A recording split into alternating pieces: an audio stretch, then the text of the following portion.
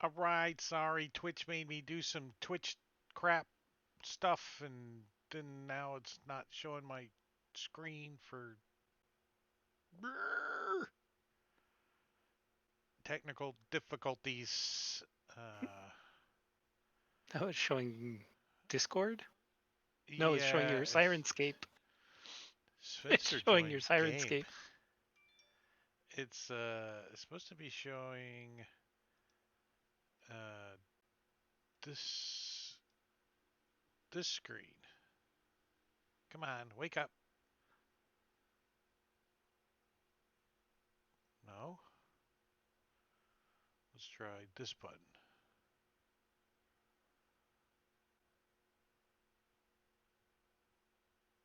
What the hell?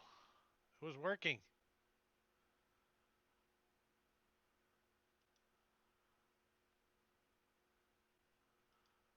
Game capture is not working. I wonder if they Yeah. mess with some kind of Windows setting in the background. That's why I can't stretch mine.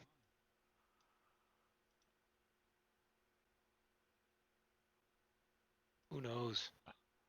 And your window capture is not working. I'm actually using game capture, so not Windows. So, well, let's try. Problem No. with window. I streamed earlier today and it was working okay.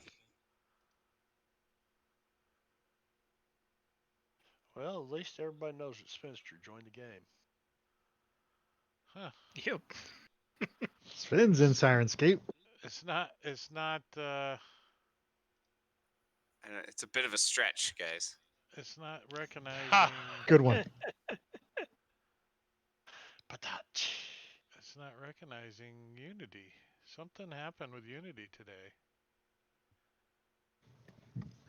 That's what But I'm there saying. wasn't- After there I wasn't a updated, I client couldn't update. stretch. There wasn't a client update on Unity. There was just rule set updates. Well, it broke the rule set update. Broke something. Then I don't know. I'm blaming it I think your slob's updated, man. Yeah, slobs might be screwing up. Yeah, I threw that shit out the fucking window a long time ago. Yeah. Well, then I'm just gonna have to do it this way. We'll just do it that way. I thought we were the slobs in this game. You guys get to see It'll the be There it theater is. of the mind. little bit of the border. All right. Well, since my eyeball itches, I think I'll scratch that first. And we're gonna play some D&D. Tonight is session 9 of Princes of the Apocalypse, and today is Tuesday, March 2nd. And I am Drake Takes, and these guys over here on that monitor are the players. And we're in the middle of a bar fight, so I'm going to do player introductions. That guy's playing a halfling, that guy's not, that guy's not, that guy's playing an elf, and that guy is not. There you guys go. Who's in chat? Does anyone care? No, it's just us anyway. So, It's just see, us. I know who everybody is. and if you watch my video on YouTube, that means that you're one of my 63 subscribers. And since no one ever watches old D&D shows, let's get a raise of hands if you ever go back and watch an old D&D game on YouTube. Raise your hand. I've done a few. On purpose? Yeah. Yeah. I go to see how other DMs have run stuff. Yeah, no, I'll glance at it or I'll fast forward to a certain point and go, okay, that's what they did when they fell in the hole, but I don't sit there and watch them. Like I said, only a few. But Especially mine. They suck, right? I used to until I got involved in so many games. When I had 1 or 2 games a week, I'd watch other people play and stuff. I watch a video, somebody, doing DM prep or something. But anyways, we're in a bar fight, and if you don't remember what happened last week, then you should go to my YouTube channel and watch last session to get caught up. And but since you didn't, Vayreal, it's your turn, and we're on round. I don't know why it says round 1, but we're definitely beyond round 1. All right. Yeah, so Veyril is nearly out of spells, but Out of spells. Yeah, you guys had a fight earlier today yeah. against some campers. So he is going to turn into his starry form, and so let me apply that. Oh yeah, look, he's got a starry form now. Check that out.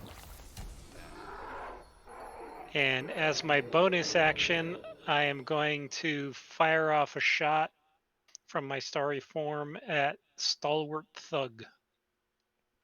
You were practicing earlier, and since he's prone, you have Ah, disadvantage. I forgot he was prone.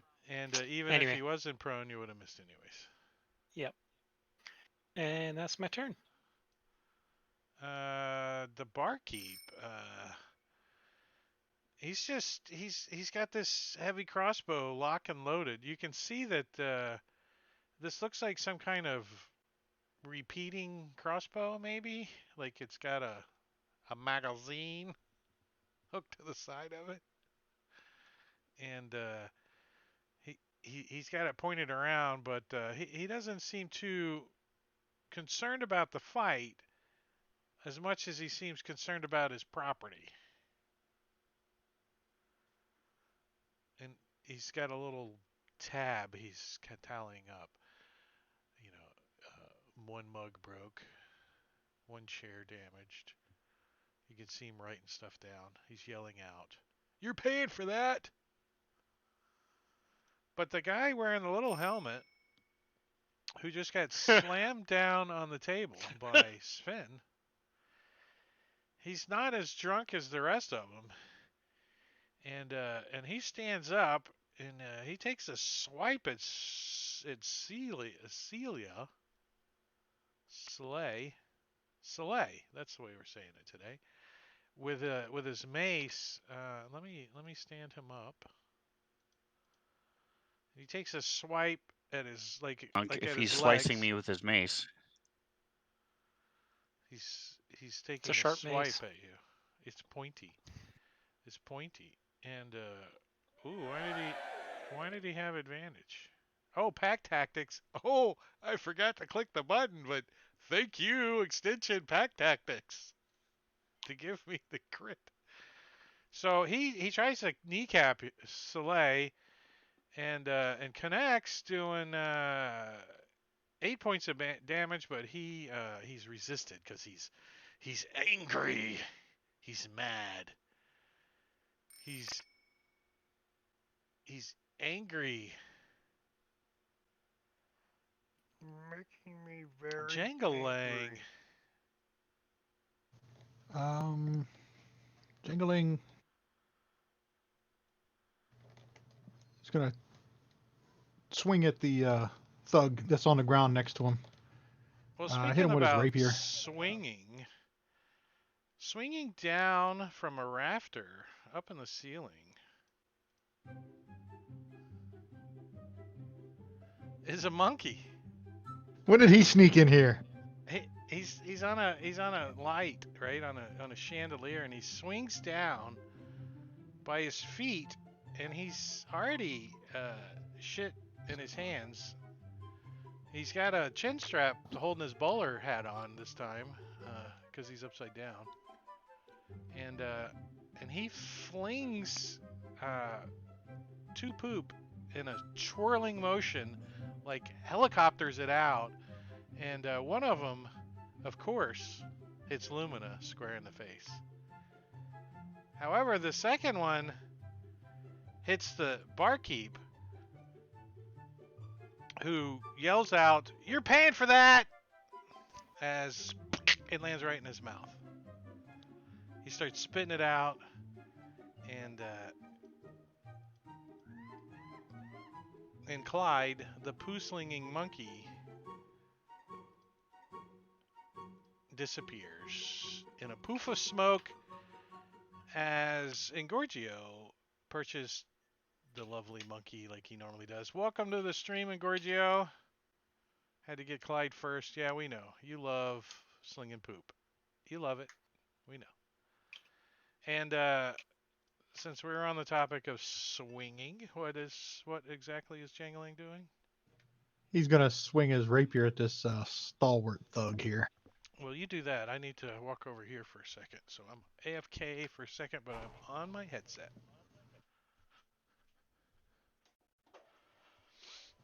And he's gonna hit him. And then that's the end of Jingling's turn, I believe.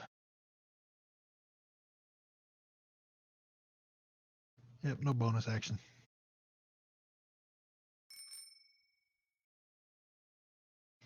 Pinchy pinch. All right, all right. Now, last I knew, Pinch was supposed to be on top of the table, like right here, mooning these people, right? Did he jump up here and do that? Yeah, I don't see a problem with that. I think he got his moon off though, didn't he? He got his moon off, but and maybe he did jump down after that. I don't know. I can't. So we'll start from where he's at. I mean, that makes sense. But the tokens aren't locked, Drake. Yeah, I'll lock those when I get back to the table. Oh, I Just didn't know count. you were going. Okay. 1, 2, 3, 4, 5. Bonus action.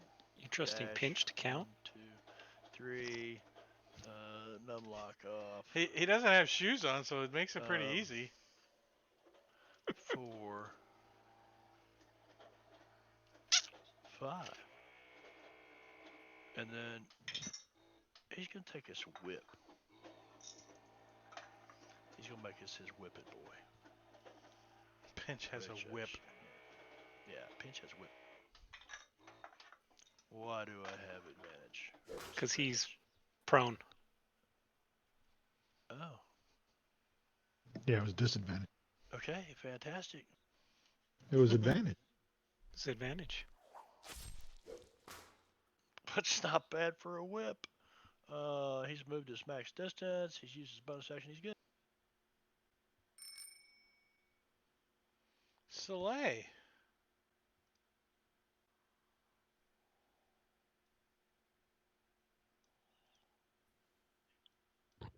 All right, Oh, so and then he free actions hollers out, "Who's your daddy?" Yeah. Who's your daddy? punch this guy in the face as he a grunt as he smashes me with his mace.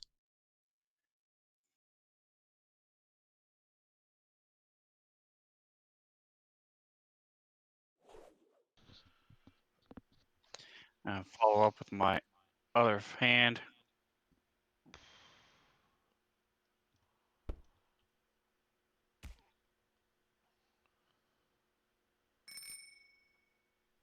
Why did I say opportunity?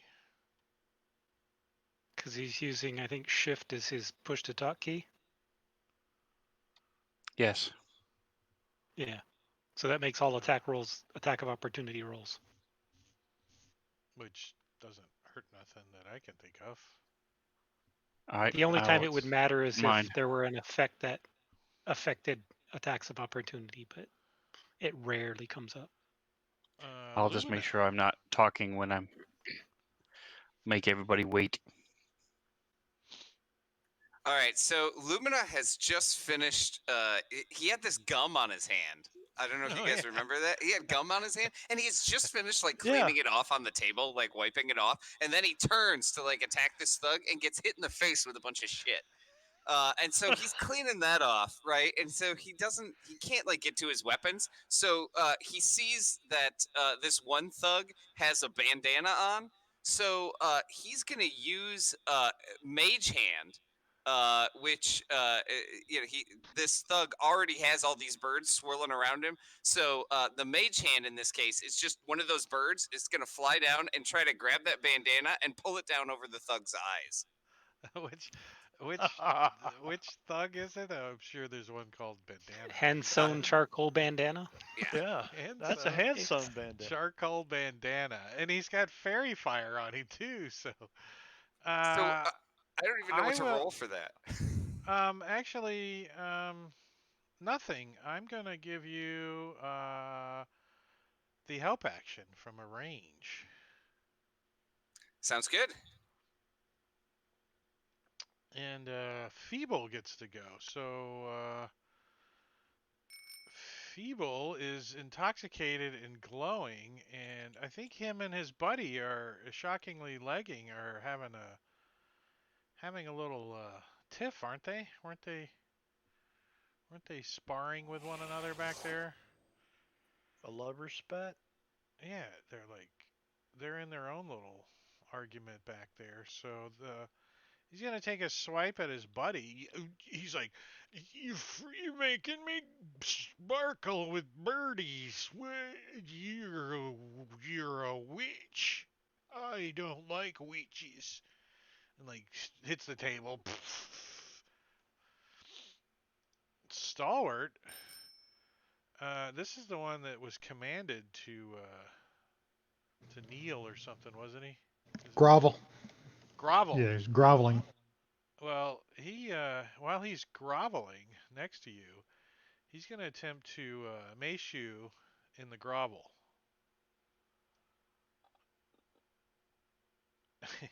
and he misses. And he misses.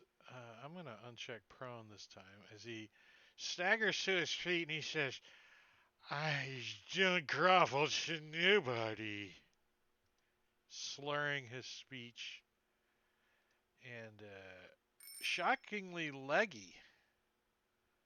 He's got really bowed legs. He's like, "You are the rich, 'cause I'm get the birdies around me." And takes a swipe at his other buddy back there, Feeble, and misses, of course. And Twisted, he's like, "You know what? You're just a mean person, and I don't like you, fella." Poking Slay in the chest with his finger, and takes a swipe at him with his mace, trying to subdue him. Oh, these guys working him. Just working him. He's like, "You're just," so he like cracks you upside the skull with this thing, and it hits you so hard that you're kind of dazed a little, and he's gonna have advantage on you next round. Oh wait, no, he gains advantage on all ability checks, attack rolls, and saving throws until the end of his next turn. So let me give him advantage. Is that coded? Is that coded? Is there one whole code? I see you're using a new extension. Advantage I was looking check, at that advantage extension attack, myself. advantage save. I'm gonna use this one. There we go. What extension is that? One with the blood splatters, dependent on your Oh, yeah. wound status. There's a extension maker out there that doesn't make extensions, but he has a new one, and it's called Never. what's it called? Status. 5e status indicators. And it wasn't his. He fixed somebody that left one somebody abandoned one on the forums and it was broken, but he went in and fixed it. So it's actually a free one on the forums. Yeah. 5e Added a lot that's new kinda- features too. Yeah, That's a yeah, nice it's cool. dude, man. Yeah, there's blood and conditions and all kinds of stuff. Unfortunately, these guys have red tokens, so it doesn't really show up that well. But Handsewn Charcoal Bandana is like, he's fumbling around, and I'm gonna give him disadvantage too, because he can't really see currently. He's like, "Hey, at least I didn't get hit by monkey poo," and he swings his mace at Soleil. If this is another crit, Soleil just needs to just go to her room. Oh, it wasn't. It was just a 3. And uh-oh, I got an error. Script error. Will attempt to call a field get combatant count. Get combatant count, a nil value. paste that in the chat in Discord. Copy paste.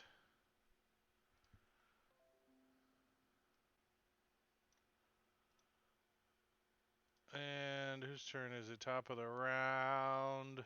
Wait. It didn't even start the new round. No, it stopped. Huh. Very strange. What could that be? Jingling. Jingling will do the same thing here that he did last time. See if he can take this guy out.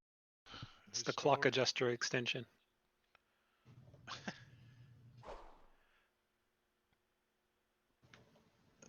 Oh, not Suddenly quite. it's broke. After 6 years of no one ever updating it, it broke. No, it's clashing with another one, I bet money. Lumina. Okay, so Lumina has finally got the gum off. He's finally got the poop out of his face.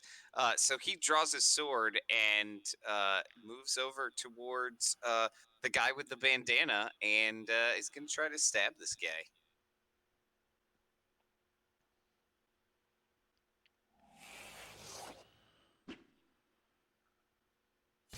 Was that a... That's it. Oh, it's just so anticlimactic when you do it all at once. It's like- Oh, sorry. I love that button I though. was like, oh, it did the damage. Soleil. So I'm going to follow up and do that again. Now you said you got he gave the help action. Was that supposed to be to me? He applied it to... I applied it to the guy with the bandana, since that's who I was targeting with the mage hand. Yeah, I don't think that's how it works. I think you gave him Hmm. advantage by doing that. Yeah. Yeah. You did. Really? Because it The says help action you but would apply the- to the person making the You're attack. helping, so yeah. Right, but just the click advantage for effect- now, Soleil. Okay. I think it dropped off of him already. Yeah, it's not. Oh, open you anymore. used a different help. You used the correct one. Grant advantage attack. Yeah, that's what I used. Oh, okay. Well, it dropped off of him. Oh no, it's still on him. It's okay. You could have 6 advantages and it only count once. So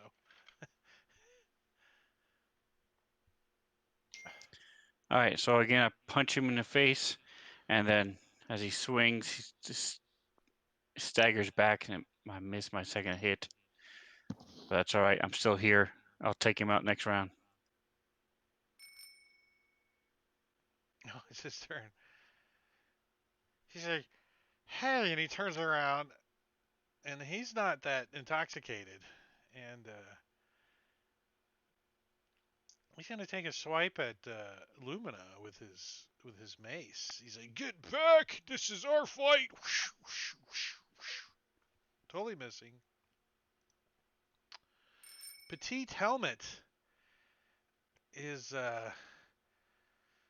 trying to swipe at Soleil and misses as Soleil dodges away. It's like just like a bar fight. Everybody can't hit shit. Twisted Thug, he's like, you know, I'm not paying if you fall down and break the floor. Pointing at 3 people. You guys.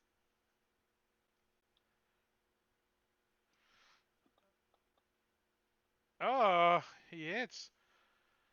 Pack tactics. Shouldn't get pack tactics when you're intoxicated. It just doesn't ever work out well, does it? Right. Heavily wounding Soleil. Shackling legging is still an argument. You're a witch. I'm not a witch. You're a witch. swinging at his buddy back here, missing. And Feeble is doing the same thing. Eventually, they might actually hit each other. Pinch! All right, Pinch is. Well, let's see if he hits first. He's locked in this whip. He's got his whip out. He's like, Indiana Jones and swinging it over his head. Ah, he missed. Snaps himself in the shin with it. Ouch! Yeah, the dude was prone before. So, bonus action. I think he'll. Yeah, he's got a bonus action hide. Like under the He table. runs trying to under the table. He runs under the table. So, let me give you this in the tower. While you're working on that, the Pass stalwart, that along. he's like, he looks around. Is he intoxicated? He's like, there's two of you. I don't know. And he's gonna take a swipe at Jangalang. I told you to shut up. Oh, almost smashing him in the nose, but Jangalang can steps a little bit to the side as he still gets hit, but not a crit. As Jangalang takes maximum damage. Jim, what's up? Thank you for the host. All of your viewers, I appreciate it. Thanks. Welcome to the stream. And moderately wounding Jangalang as the barkeep is tallying up any damages going on. Veyril. Right, Veyril is going to move. Jim's got to go to bed. It's like late 30 in the island, on the island. It's my island. And then I am going to He's not Irish. Guiding Bolt, hand sewn charcoal bandana.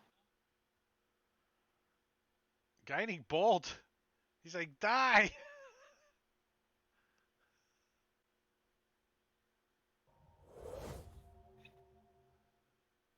How do you? And then I'm going to follow that up with a bonus action Archer Starry Form. Double hit. Maximum damage. These guys are tough. These are some tough thugs. They're like, ah. They are. And then I'll be done. Uh-oh, yep. Combat count, nil value, top of the round. I think it's because Jangalang keeps getting initiative. That's why it's broke, because his monitor doesn't work right. Something's going on. So Jangalang will take another shot at this guy. See if he can knock him out this time. That's a hit with his rapier. Oh, so you're like, Oh, you knock him in the head, and look at that skull as he goes down. Thud. Unconscious. knocked his ass out. Make Jangalang Dangalang. Did you want to move? Yeah, let me move. Clear dead button. Let me see. There was two. Just had to click one button. 20. That's my new favorite. 30 feet to there. Shockingly legging gets to go. He's like, hey, is that our brother on the ground over there? And he points, and the other guy turns and looks, and he takes advantage of that. And clocks him. And takes a swipe at him. Look, he's on the ground. Oh, and he hits him. For 5 points of damage, as the fight is on, Soleil. All right, so they're attacking me anyway, so I'm going to go reckless. Yeah, you might as well, right? You can't have double they can't get double advantage on you. Oh, you just can't roll tonight. You might want to change your dice color again or something. I don't know. Change it to that color die, pointing to your background. Oh, you hit the second time with a karate chop to the petite helmet. 6 points of damage. Lumina. All right. Lumina's gonna draw his other sword and then step up and try to help out his brother with this guy with the tiny helmet. Petite helmet. He looks beat up though, the petite helmet guy.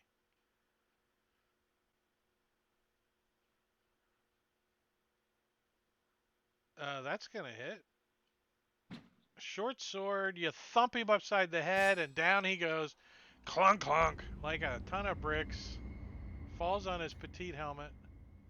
Well then, Lumina will go ahead and move around Soleil and attack this other guy. So using his bonus action. Kind of swing around Soleil like he's a dance pole, stripper pole. And connect. Oh, what'd you do? Accidentally push it twice? No, he targeted himself, so he did 4 Oh. damage to himself. Oh, whoops. No, I don't see me targeted. That's weird. Well, you You took did, 4 it damage. It must have dropped off after Yeah. you missed. Yeah, maybe. I'll fix that. All right.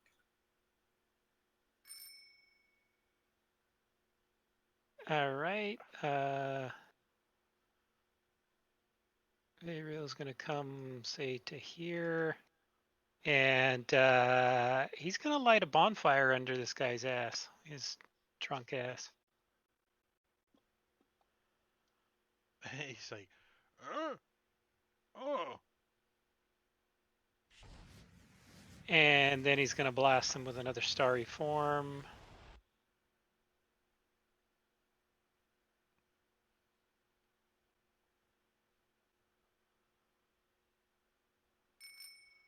Pinch. All right, so Pinch thinks he's hidden from everybody in here. So what he's gonna do is move. Let's see. I'm gonna count here. 1, 2, 3, 4, 5. Now, when I leave here, if that guy did know I was there, but I'm still under the table, he may get an opportunity attack against me. So I'm going to move here as a bonus action, dashing. Yeah, they're not paying any attention to you. Okay. And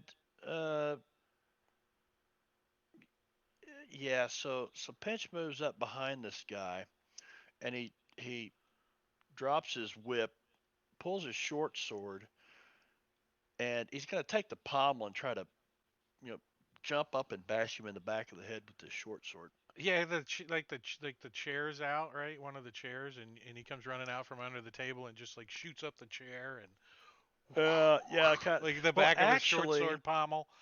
Boo! it's advantage? for whatever reason my short sword is marked as my offhand, so it would have been my dagger. So I'll use the dagger instead. Non-lethal, of course. Of course, that's non-lethal. Well, no, roll Absolutely, it again. it's You have fine. advantage. Oh, I do. Okay. Oh, nice. So you come flying Alright. up, jumping out of the table, and Lumina, you see this little blur of a halfling come out and bop this guy upside the head, and like blood just like you know his knot swells up, and you can see him reach back and look at his hand. He's got a blood spot on his hand. He's like, ooh, he's even more dizzier. The barkeep's looking at this ball of fire. It went out. I didn't leave it All right. flaming. He gives you the eyeball. He's like, and you like, make it go away or whatever. And Twisted's It's like, just an illusion. he turns around and sees this little halfling. He's like, "Hey, this wasn't about you, little fella." And he takes a swipe at you with his mace. And misses you. You're pretty short. He's swinging over your head. And Feeble, Feeble's like, "Ow!" As he turns back around and attacks his buddy. So they're hitting each other back there. As top of the round, we get console error. We're back to Veyril. All right. Well, I'm going to Archer form him as a bonus action.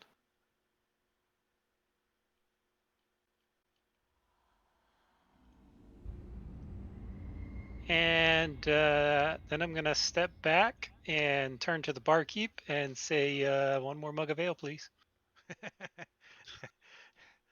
As the barkeep sets his crossbow down on the bar, because the other two guys kind of continue rattling and arguing with one another, but they eventually calm down and help their drunken compadres out the door as you guys have won the bar fight. Yay! Level up. Level up. And I do think this is a good time to level up. Let's make you guys What? 4th level. Serious. What? Yeah, I think it's a good Barf. time for you guys to be 4th level after the bar Uh-oh. fight. That means that I'm he's gonna got something punch- really wicked planned. Lumina. I'd spent this whole time wearing him down, and you come along, 3 other guys here, and try and take him out. Dumbass. Wearing him down with your face, I see. That's a lot of complaining. Does your husband know you're adventuring?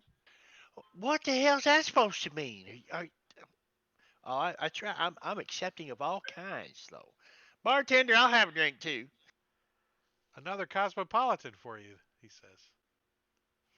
Shirley Temple, please, if you will. Oh, I must have locked the tokens on accident. Since they weren't locked the whole fight. And that was pretty good. Believe it or not, Soleil only took like half damage. He's only wounded like 17 that whole fight. And they were pounding on him. Multiple Yeah. crits. Right? That's the way to get into a bar fight. So the only other thing that happens this evening that's of significance is you guys see a female come through the bar, and I see a halfling. no, she's not a halfling. Oh. I think I have a picture of her somewhere, but I don't remember where. I'd consider her gnome. It is here. Here's a picture of her, and you guys know that she is the captain of the guard. Oh shit, boys, we're in trouble. It's the captain of the guard.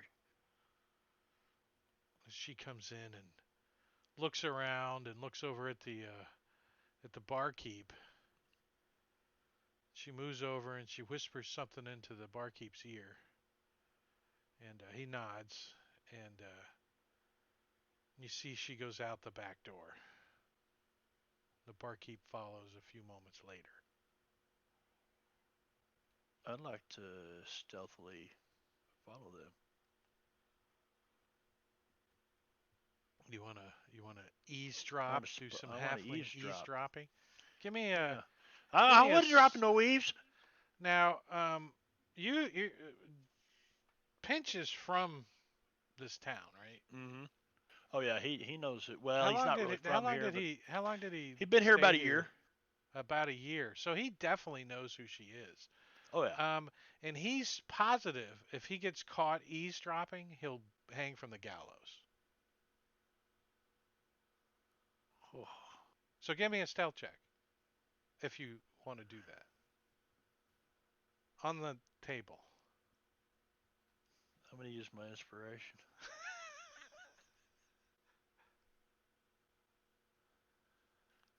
And roll that at advantage.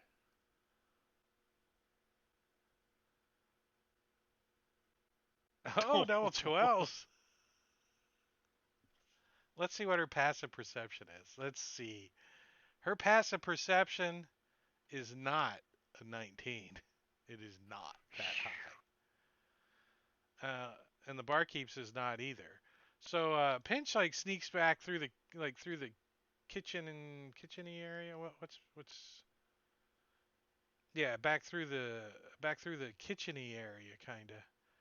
And we'll just say there's a door back there somewhere. And and outside the back door you can see that there's a small cart in the back, and the barkeep and her load one of the drunken, knocked out thugs in the cart. And you can see the cart has like a old a donkey pulling it, and you hear her say, "Thanks for dinner," as she wanders off into the darkness with this donkey and drunken, passed out guy in a cart. Tough. Okay. And the barkeep comes back in, goes back to the bar, and you sneak back into the main room. Probably looking a little ashen A faced. little pale, maybe. A A little like pale, confused. What? Yeah, what does that mean? Because you didn't see her with you know, a little aluminum She didn't swan. have or a take home a sack, She did didn't she? have an aluminum swan or nothing with her. No takeaway bag. No picnic baskets. No picnic baskets. So I think that Pinch, now getting to know this group a little bit, would see the senior member of the group as being Verrill. Where's he at? I need to scroll out. I don't see Verrill. He's still in his starry form. He needs to Oh, shape okay. back. Yeah. So Pinch would probably head to him and say, "Hey, that's probably exactly. How would you take it if?" And then he would describe what he just saw. What would you assume was going on there?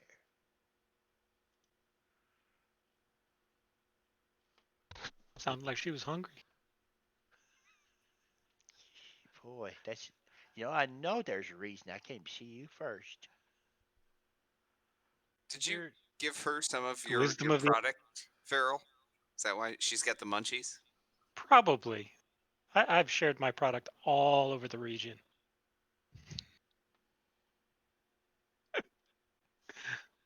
They all love me. You weren't next to any schools, were you? Only these two kids. They're still in class, I see. Mm-hmm. I think you guys might have taken a I couple weren't of dropping short no eaves, rests, Mr. maybe. Gandalf.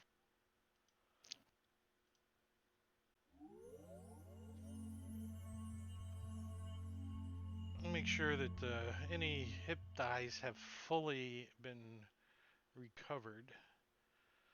Um, Unless you guys want to go wandering off into the dark after the captain of the guards and her donkey, No. you guys can spend the night here and get a full rest.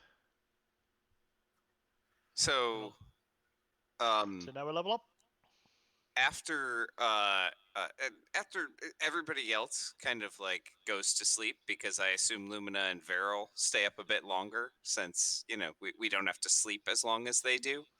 Uh, Lumina wants to pull Verrill aside a little bit and say to him, Verrill,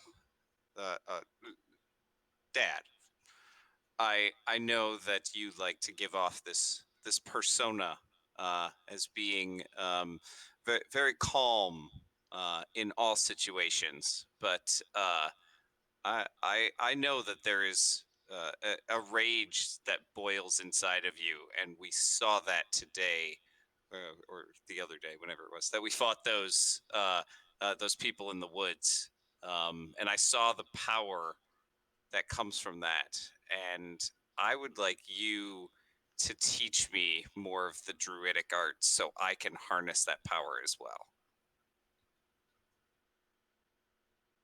You're muted. Muted. How about now? No, you're Good.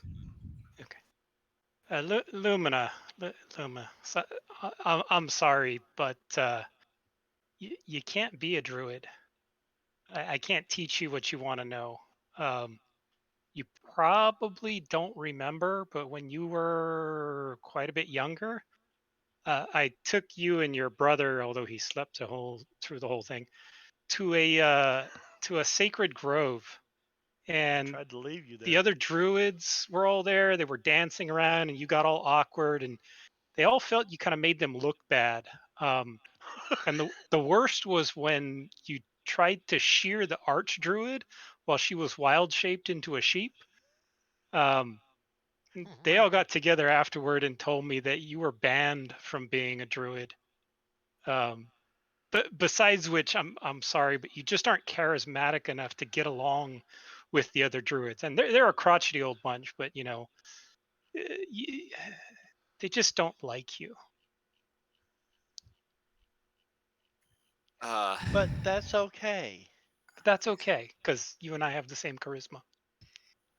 I see. Well, I saw the angry plants that you summoned today, and I don't want anything to do with that shit again. So I am gonna use my time that the rest of these other, people are sleeping, where I don't have to sleep, and I'm gonna go practice with my bow. I would love it at least if you would come and give me some help with that. Absolutely. I love plants. I like making happy plants and I like making angry plants. And if we're going to go shoot bows, let's bring your brother along for to serve as a target. Absolutely. Moving target is always better.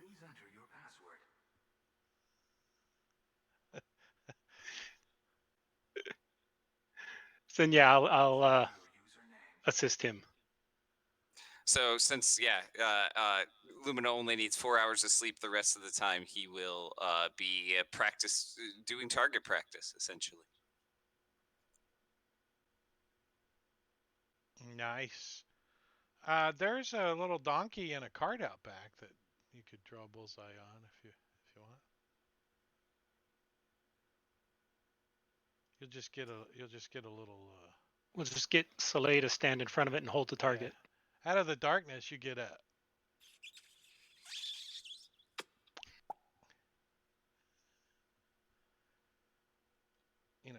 in the alleyway you hear something,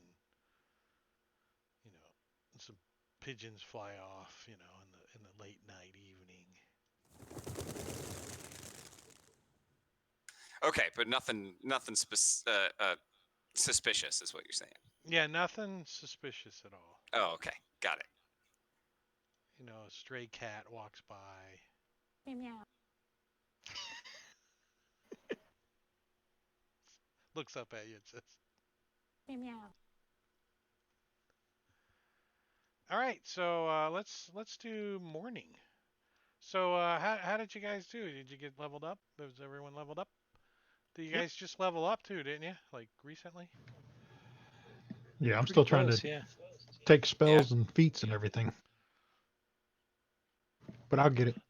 I just had an ability score improvement, so it was just boom, done. Boom, done. Boom, done. Yeah, when you're not taking a feat, the ability scores is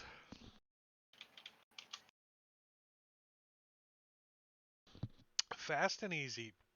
All right, so in the morning, what's your plan for the morning? Let's do the calendar thing. Let's make sure we're up to date on the calendar. It's now morning. One of these buttons is morning, 6 a.m. on the 12th of Myrtle, the 12th of Myrtle. I don't know, how do you say that? 12th? 10-second. 10 second? Is that true? Because I mean, that's quick, and that sounded about right. 10 second. It's a 10-day, right? It's a 10 days a week, so it's the 10-second. Yeah, 10 second, something like that. So I do believe you guys were trying to make your way up to. Summit Hall. I think your final destination was Ballard, if I remember correctly. Let me give you that map. We were trying to find the dwarves. The dwarves. Which dwarves? Yeah. The The caravan. caravan, right? The funeral procession. What we assume is a funeral procession from what we've. And then they Heard. wanted books. I do believe it's not just dwarves, but your characters may think it's just dwarves. Yeah, that's all we knew is there was a caravan of dwarves from Mirabar, I believe. Hmm. Yep, out of Mirabar. And they were headed to enshrine one of their knights at Summit Hall, I think. It was a knight, maybe, or a priest. It was a knight, I think.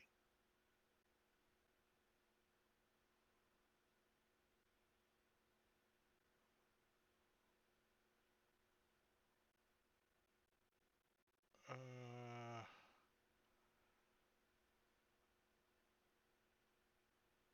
the last that you guys have found any information was a letter to Faeril from his daughter that's been traveling with this delegation.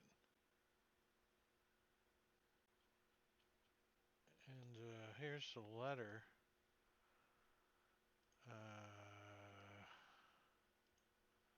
How come I can't share the letter? Did I make it a note? What the hell? I've got it.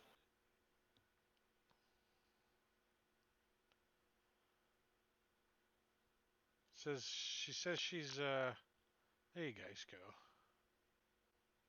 Oh, I guess I could have. Caring is sharing. I could have pushed that little thing. Caring is It's a sharing. handy little extension. I know. I like it. I like it. Dear Atea. Atea means father in Elven. Whenever I view the Desrin River, and that's written in Dwarvish, from atop the stone bridge, I know I'm close to home. I'm traveling with an expert on the history of the Sumber Hills and learning a little Dwarven as well. We have arrived in Ballard, and from there to intern a night to Summit Hall. In a few days, I will find you. Your Seldy, which is also Elven for daughter, Tess. And that was as of the 1st of Myrtle, which is 11 days ago. And from Ballard to Red Larch is only 45 feet, so it shouldn't have taken that long. I don't. What the hell happened to my scale? Let's see. Grid. Distance multiplier. How much is one of these squares supposed to be? Where's the scale? Is there scale on this map?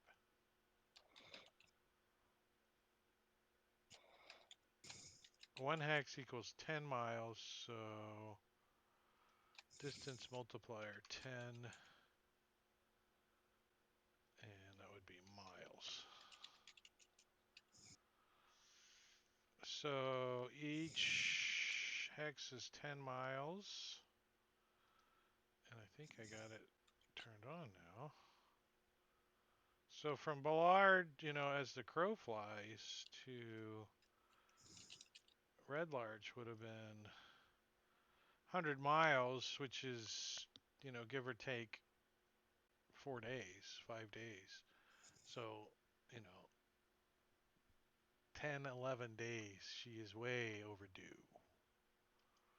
No matter how you did the math. Summit Hall, 50 miles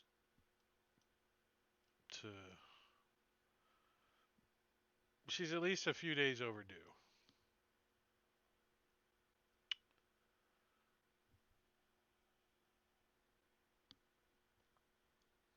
Were you supposed to meet her here or Summit Hall? I mean, we need to get to Summit Hall first, right? No, she was going to find me 'cause she knows I'd wander around the region. So I imagine she'd make her way back to the Golden Fields eventually. She since knows that's where how I to tend find you. She hang out. she's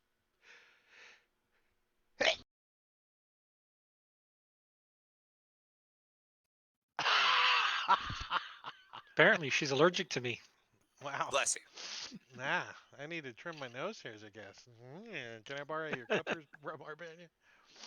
Well, I'm telling you, you got to rip that Briggs and Stratton. You be careful, pull half your brain out. Berm. Now I think I have a flapper up in there. I need to honk. Give me 1 second. While he's doing that, we can at least go to Summit Hall and ask about her and see if she ever arrived there. Yeah, we get to Wamford and then head on up the Desserin Road towards. We might run into her along the way. Yeah, there is a Yeah. bridge that crosses over the Big Desrin bridge. River here. No, it No, doesn't that's the show it stone on the bridge up map, here. but there is a bridge. All right.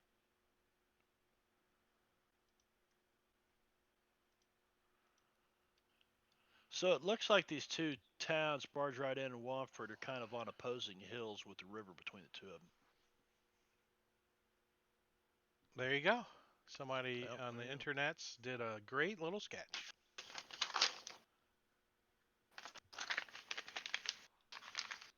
All right, then. I like it. It's nice. Long nose hairs, old people problems. What's up, Atomic Hero Squad? Welcome. We're playing some Dungeons and Dragons. Princes of the Apocalypse. Apocalypse. So you guys want to get up in the morning and wander, over the Iron Road Bridge? It doesn't. It looks a little rickety, doesn't it? Look at that. It looks a little rickety. And head into Wamford. Check out Wamford. If you do remember correctly, and I try to remind the characters, the players, that the characters do know that they have recovered a dwarven tome, a book that supposedly was purchased in Wamford. Yeah, and Pinch also, would he know of anyone that could tell him more about this dagger that he's got? It's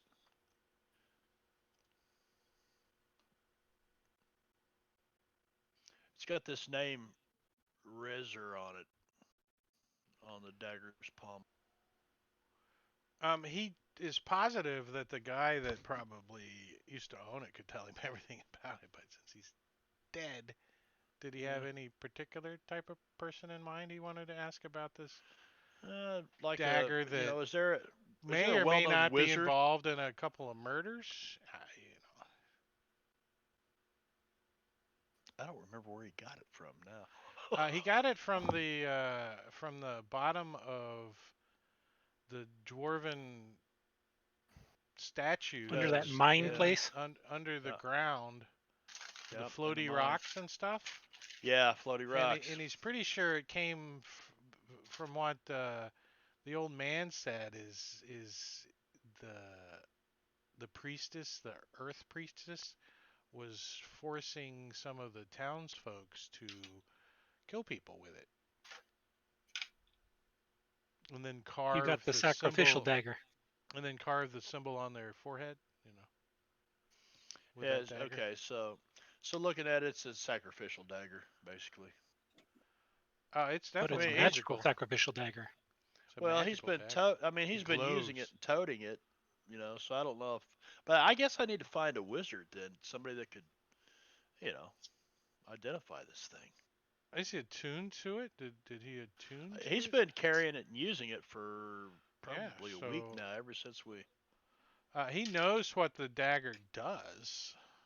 He doesn't know the history of the dagger, though. Is that what he's trying to find out? He wants to find out Uh, the history or just the function of it? just the function of it, what it does. It's Well, at the let's bottom see. of my Let's ID inventory it list. for I've you got. if it's not ID. Is that what you're saying? It's not ID. Let's Well, ID Push it. the I'm not pointy sure. end into the bad guy. Push the pointy Inventory. end, Squeaker. Oh, is that what he kept doing wrong? I popped you on the head with your pommel. All the way Dagger at the bottom of the list. unidentified. Well, I just put unidentified there because I don't know. I have no idea. It may just be a ceremonial dagger. But it's got this name on the pommel, this Razor. I can't figure this out, this Razor. There you I go. don't know who that is. You figured it out. He just misspelled razor. He's using it for shaving. He's got a lisp.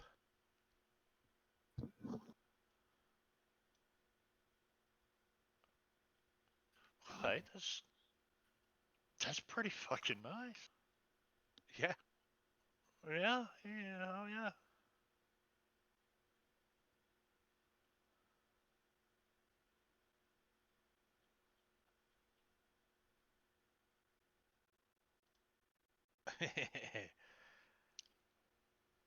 So it's a dimmer light because he's got this.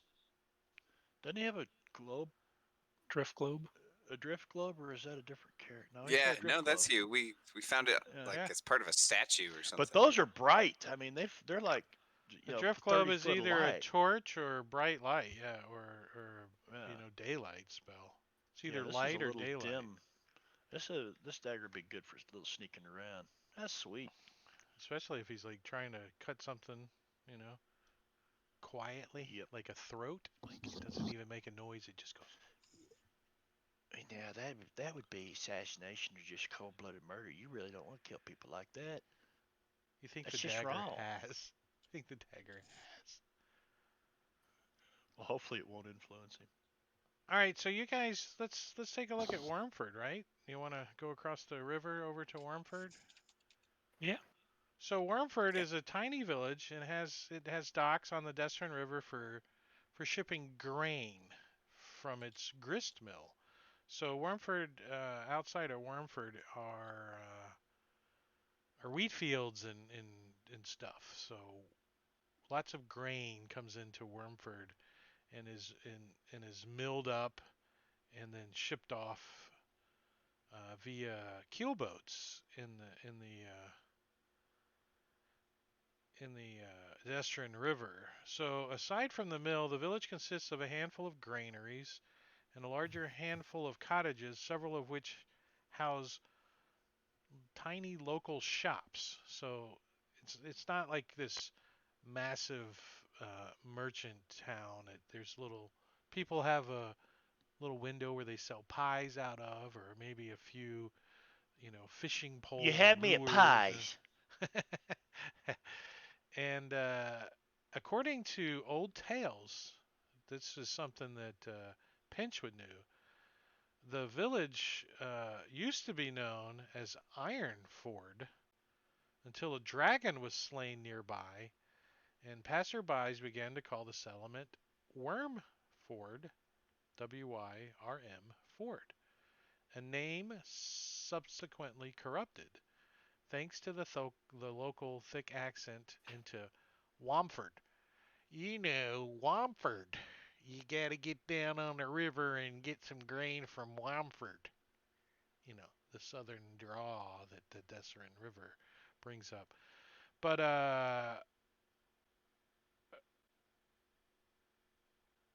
and Pinch hasn't been to Womford too much. He might have traveled through here on his way to Bardrite from Luskin, but he does know that at night this place buttons up every building and secures every door because the Womford Bat comes out at night and will The steal Wombat? you away. The Wombat. The Womford Bat. It's Well, it's rumored just to right be across the river, so I assume we're just moving quickly through here and headed toward. I thought we wanted to look into this dwarven book. Oh, it's the books. Yes, the books. The books. Well, we got to do it before it gets dark, cause a wombat. So is well, it's like the Womford Bat a guy in a costume and with big Light in the points on sky. top of his head and Well, and he's raging. I don't know. I don't know. I don't know. Honest, I don't. Did that What? Oh, it expired. Oh, right because I adjusted the time? Yeah, so that's part of the new clock adjuster, is that longer effects, if you pass the time, it expires any effects from the combat tracker.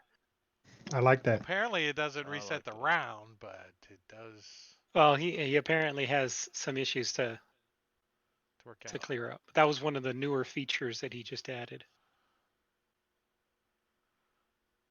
That's pretty cool because I did adjust the time to 10 a.m. and that's why he expired it. So whereabouts are you guys looking in Womford? There is a keep up here. It looks kind of dark and ominous, and then all the little small little cottages and stuff. we did the knew message say something where about the book. they were Yeah. selling the books? It was a. I thought it was a traveling person that they bought it from a traveling merchant here in town. No, they sold it. The traveling merchant sold it to somebody in Womford. Right. Okay. No, a traveling merchant purchased it from somebody in Womford. That's how it got to Red Larch from the traveling Ah. merchant. So let's ask around see if there's a bookstore. But he wasn't.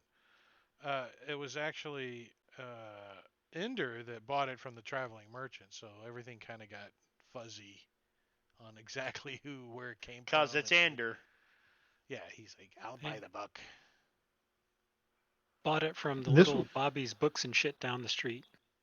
Little Bobby's books and shit. And was this a volume of multiple books? You Yes, guys there were do more. suspect that it was part of a collection.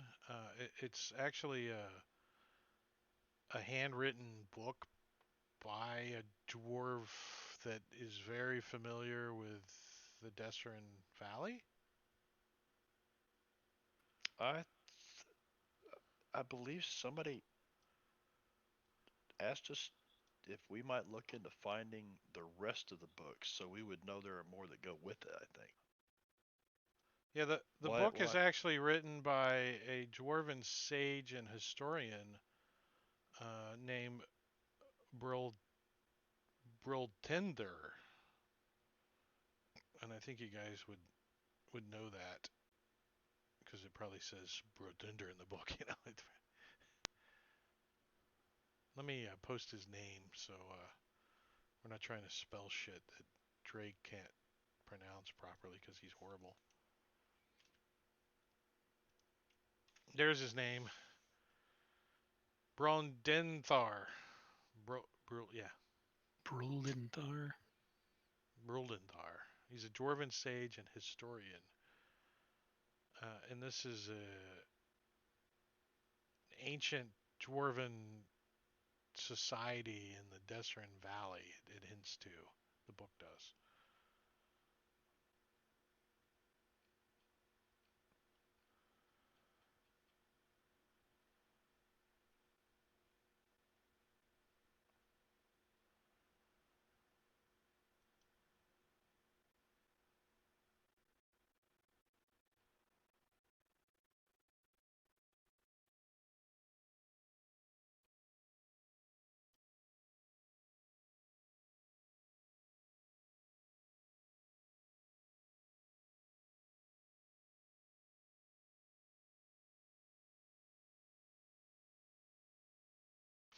All right, so you guys wander into town. What's your take? What are you thinking? I'm gonna move your tokens. Oh, somebody already drug it for me. Slay's not wandering. He is striding purposely. Where is his purposefully destination then? If he's purposefully striding. A good baker looking for the smell of baked bread. There's a place selling pies. Meat pies or Hmm. pastries? It's Or both. mainly vegetable pies. There's squash pie. There's eggplant pie. And there's Potato and pea? pie. A Potato and samosa? pea, yeah. Peas in Did you there. say tater pies? Hmm Tater pies. Samosa. And different kinds of pastries. But not too many different kinds of pastries. You think the pastries are actually bad pie crust and they just made them into. So Slay's gonna buy one of these vegetarian pies and then throw it on the ground and step on it and walk away pissed off because he got all excited and then it's nothing but crap inside. So there's like stray dogs that come over and sniff it and wander off too. They don't even. They're like. Damn, the dogs won't even eat it. They kind of follow behind Slay. He's finding meat. They do sell like fish on a stick over like charcoal, that are cooking from the Desert River, like mullet. It's like mullet, the whole Smoked mullet. on a stick. Oh, smoked mullet. Yeah. Yeah, That's it. over. Yeah. That's good stuff, man. It's kind of like Disney where you get the whole turkey leg. It's just a mullet. Yeah. But no, they don't have too many cattle farms in Wamford. How much for 4 or 5 of them mullet? They're probably pretty cheap, a few copper a piece. So for a I silver, take, you can get a handful of them. I take a silver worth of them and give me a couple of these pies here, right there. You fellers better get you something while we're here. Some of the pies are still hot. He's like, I burned my tongue with your hot pie. Yeah, so Pinch gives him a couple silver for some pies, and yeah. Well, let's take a 10-minute break here, a little bit earlier. Let you guys think about how do you want to go about looking for the seller of ye book in Wamford.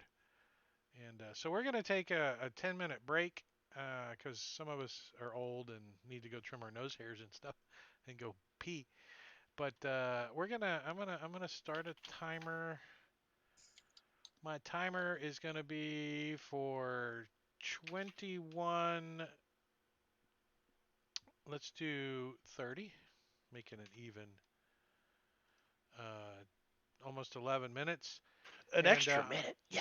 Yeah, I'm gonna start some pretzel and enjoy some music and watch the stream, the slideshow, and we'll be back in 10 minutes. So you can go away, but you got to come back.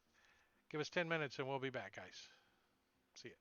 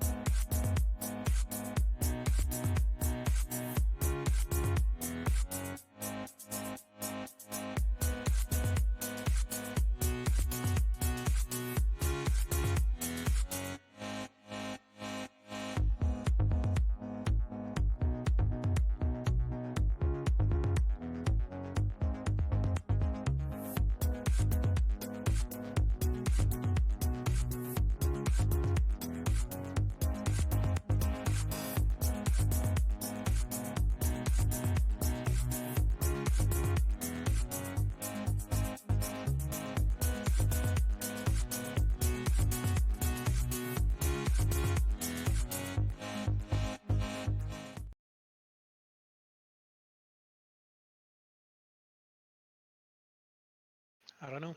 No, I'm talking to the guys.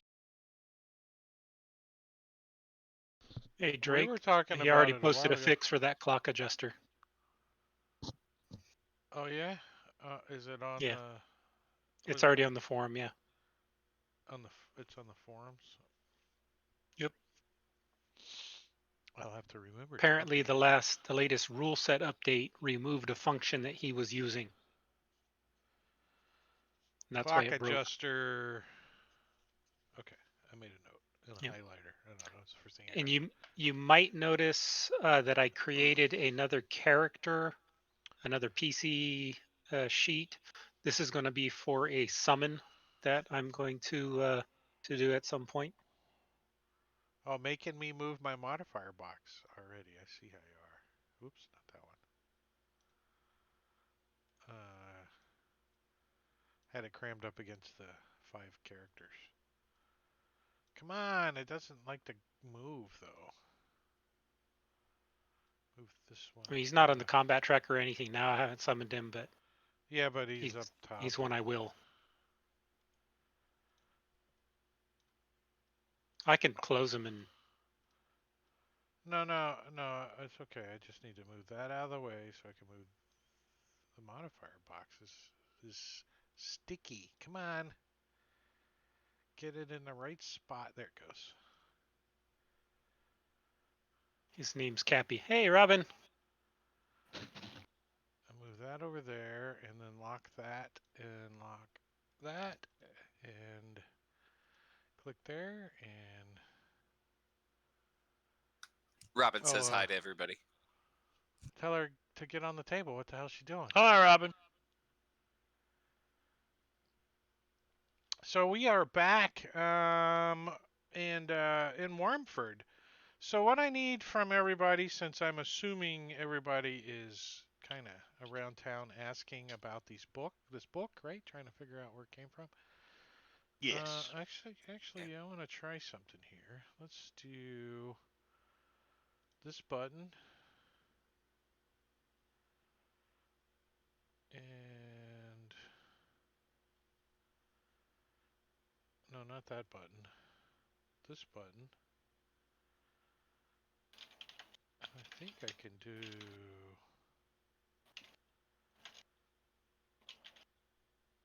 that. Wasn't that cool? I made the roll and you guys didn't get to see who did it. But if it was stealth, I would have been casting Pass Without Trace. It was not stealth. Oh, So wow.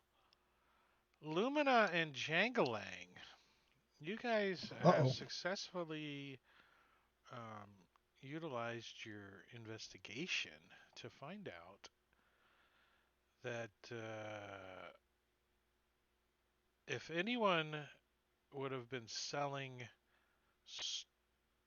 stolen books, kind of what you guys are suspected the book has been stolen, would have been from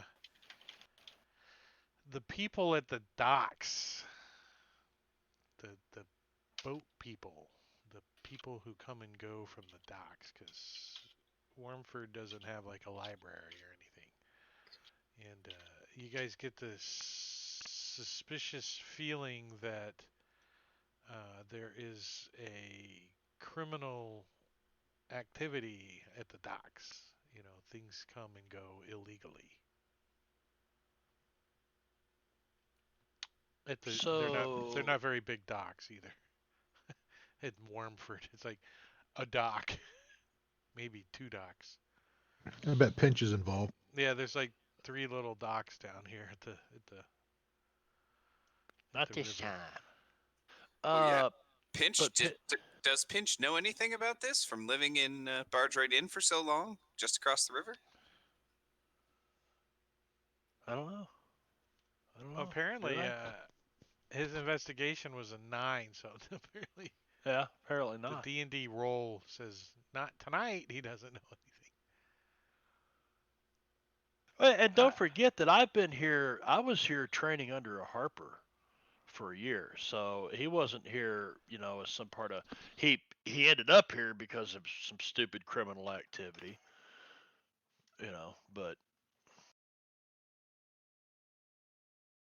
but that doesn't mean that Pinch couldn't go down to the docks and maybe use little thieves' cant to try to figure out who's moving what and blah Yeah, blah Pinch blah. doesn't even have any ideals or bonds or anything. He's just just a Yeah, I blank say we go down slate. there and see if we can't find more books.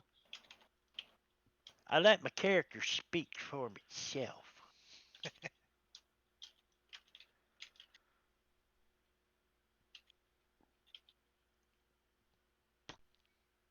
Pinch is trying to live a better life, but he's a fucking halfling, man. He can't help but, you know. Well, I think I could use that more than they do. They could right there. Yeah, that boy. That's I like like trying to that. say a dog is not gonna beg for A dog food. is not going He's to like, steal your food when you're not looking. yeah. That's right. And a halfling will learn not to be There like there may sticky be a fingers. well-trained dog out there, but so you guys go down Yeah. to the docks? Is that what I'm hearing? Yeah, I think Yeah. so. All Yeah, right, I think so Pinch. you make your way down to the docks. There's a couple of boats down here. There's actually one keel boat. Do you guys know what a keel boat is? It's what Lewis and Clark took up the Missouri River. Damn, Marbania's just on it when it comes to history. He's good at it. Yes, Lewis and Clark probably had one of the more famous keel I was boats. also in St. Charles yesterday with the grandkids where the whole journey started. So, it's like kind of common knowledge around here. Uh, have you ever done something and then not able to find what you did? Yes, so a All the keel fucking time. boat looks like here's a keel boat right here. This is a keel boat.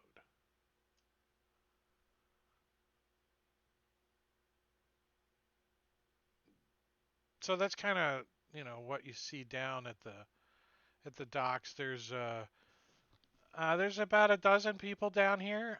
Looks like they're loading sacks, uh, grain sacks, kind of lugging them around, moving them to and fro as you guys come down onto the docks. A couple of the workers look at you strangely, like, because you don't look like dock workers, obviously.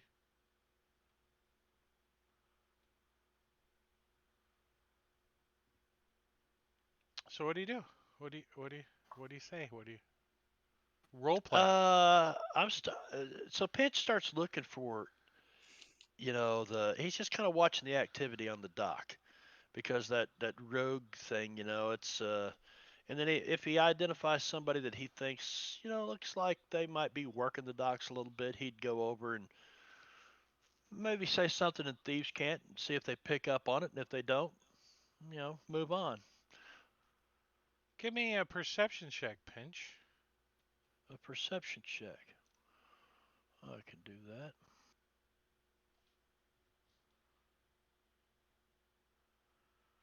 So on the at the end of one of the docks, there's like a gangplank that leads up to one of the keel boats, and on the back of one of the keel boats, he can see a halfling. He's like on the boat. He's doing some boat stuff, like moving shit around. Bingo. Uh, but he's actually He's on one of the keel boats. He's not on the dock. When you say boat stuff, is he actually doing boat stuff, or is he like when you say boat stuff, is he like pretending to do boats? Yeah, he's like pretending to like do stuff with the ropes and things With a like that. 21 perception check, Pinch knows he is shamming. That's what we used to call it in the Yeah. army. He's shamming. He's Well, Pinch looking would like kind he's of busy. Pitch would kind of walk down the dock towards the boat, and he'd take his hat off and he'd bow. "Permission to come aboard, Captain." And he'd look right at this halfling, and then he'd say some, looking for some information. So you see the halfling put his finger over his lips real quick, and he comes hustling over to you. He's like, "Shh." All right, Pinch disappears into the shadows someplace. He's like, "Go." So he comes like walking down the gangplank a little bit towards the dock, and you're like hiding behind some sacks of grain on the dock. And he says, "Don't be so loud. The captain is sleeping." And he points back to the cabin on the boat. Yeah, I might be losing my touch a little bit. Hey, listen, partner, He I'm with looks some up at friends. looks around and sees your adventuring party. The group of you. He's My, like, yeah, he looks a little we're nervous. He's like, his eyes get a little oh big. no. We're let's say that we are collectors of fine literature, and if a person was really interested in like some fine literature written by some dwarves, where would one might find some books like that here about in Wamford? You a tome, a dwarven tome. Yeah, perhaps a tome. There we go. He's like, oh man, and I bet you money you were willing to pay good money for him too, weren't you? I bet your bottom dollar you're absolutely right. You're a That's bottom a dollar. shame. That's a shame. He says, "Daggett, we Now, sold why him. would We sold you them sold them? all. Well, I tell you what, it I might bet be you we worth didn't get this. as much as we needed to." Well, he flips a gold up in the air, a gold coin like this, and kind of catches it and says, "It'd be worth this gold coin." He keeps flipping. If you just let us know what direction they went. He's just flipping this gold coin. What? Well, I think they went towards Red Larch. One of them at least did. They Well, got sold to a few different people. what? What if we already know about the one in Red Larch? We're looking for like the others that go with him. There's a collector. I mean, he's willing to pay if they're He still in good shape. he leans towards you and says, For 9 more of those, I'll tell you where they came from. You might be able to get more."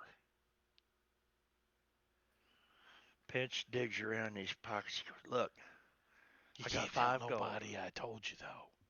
I got 5 gold. Would you do it for 5 gold? That means I'm going to have to find somebody's pocket to get more out of tonight if I'm not even going to eat. You know, it's almost time for the second dinner."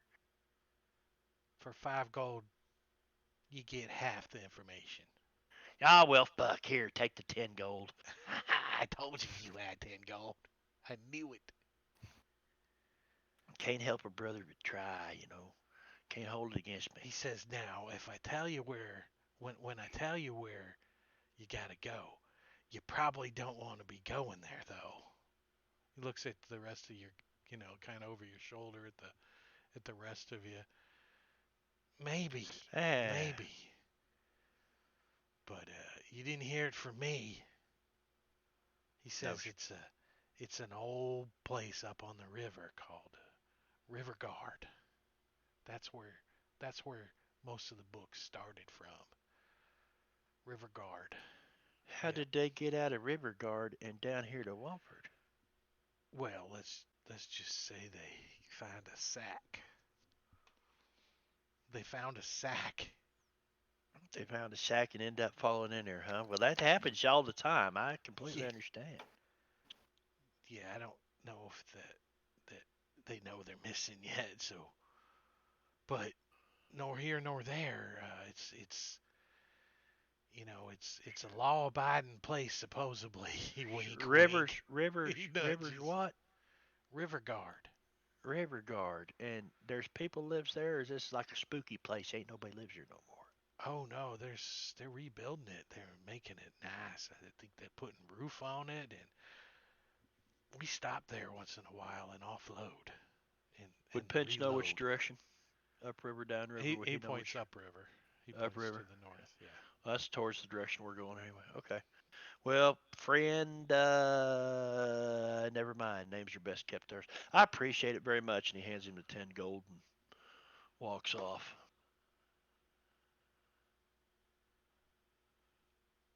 He's like, yeah. He puts the gold in his pouch and gets back on and starts looking like he's working.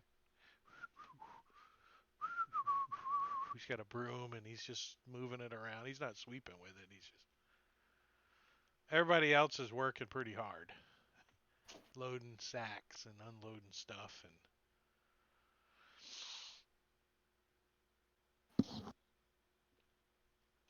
so Pinch comes walking back over to you guys towards the end of the docks.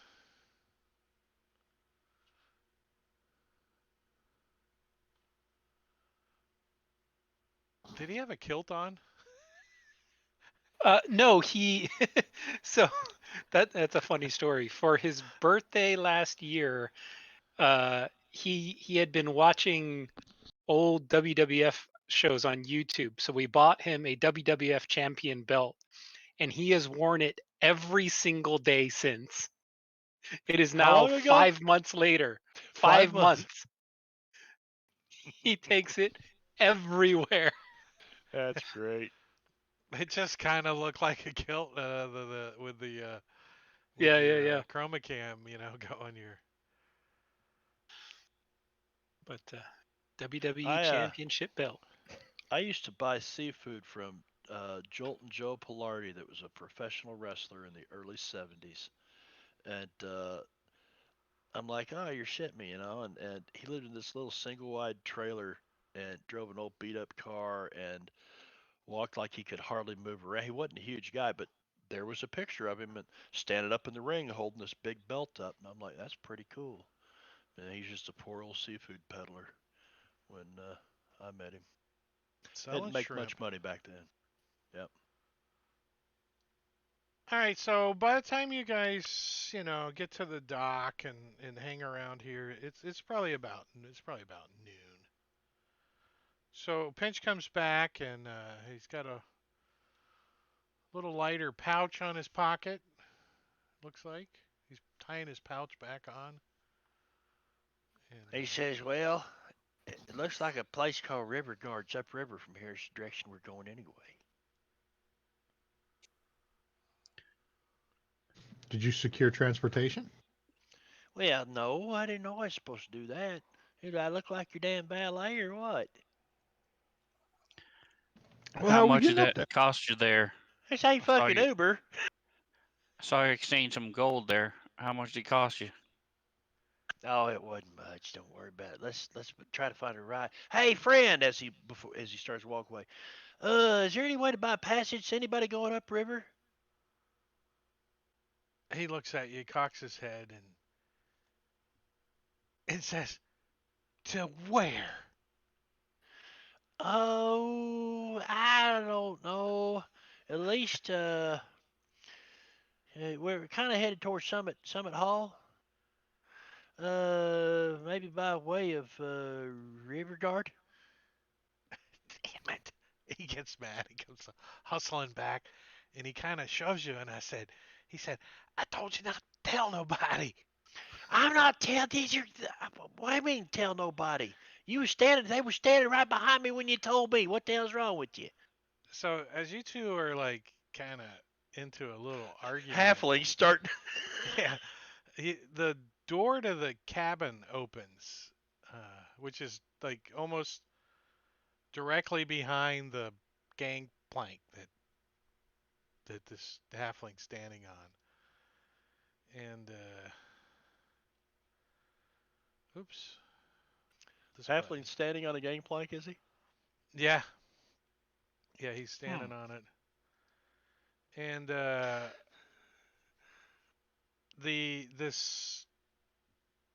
this guy steps out of the cabin, and you obviously initially,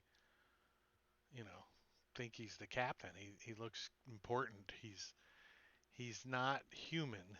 He is blue skinned, real tall, and he kind of opens the door and he kind of looks around and looks down at the halfling and then looks beyond the halfling at you and says, "There's too much commotion. Not enough working going on around here. Who's gonna get the first set of lashes?" And he smiles, and his teeth are all razor sharp little like shark teeth or or pointy like snapper teeth, you know. Does he look anything like them people we ran into a couple days ago out at camp? And he looks a little Oh, the fishnet watery. people. He looks a little fishnetty. Yeah, he does have that Fishnet? that, but he's a boat captain too, you know. Right. So and the little halfling turns and says, they want to pay you 100 golds to take them to Riverguard. He says, just flat out You little shit son of lies. a bitch. That ain't what we said at all. We was looking for passage up the river. Forget it. Never mind. I just turn around and start walking off. And he says, 100 gold sounds pretty fair to me. I bet it does, he says over his shoulder as he stomps off. We'll be leaving within the hour if you change your mind. He says I as bet to I the could back run as you upriver. get down the dock a little.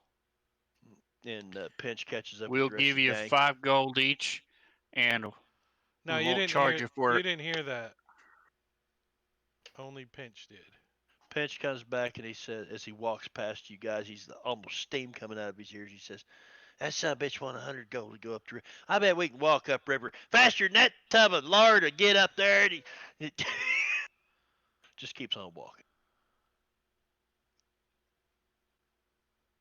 You see the halfling and the blue fella. They're obviously in a heated conversation, not necessarily a fight or anything, but at least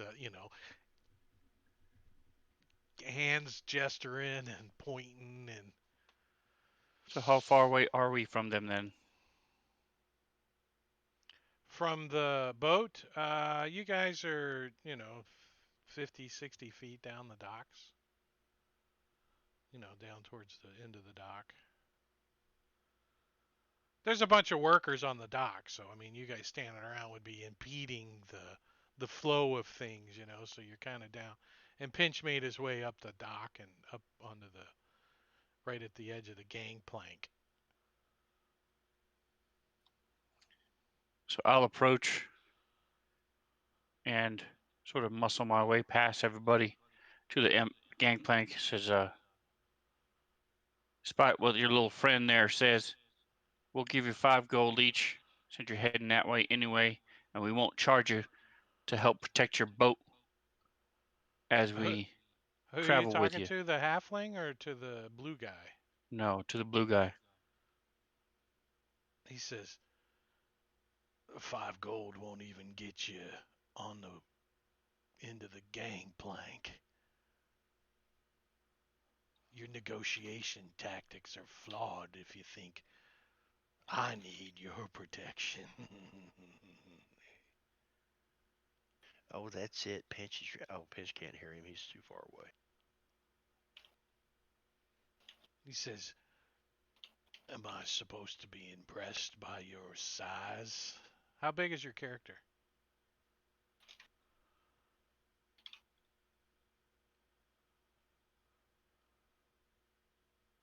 Gotta find his identity. 6 foot, 6 foot. Yeah, 180 pounds.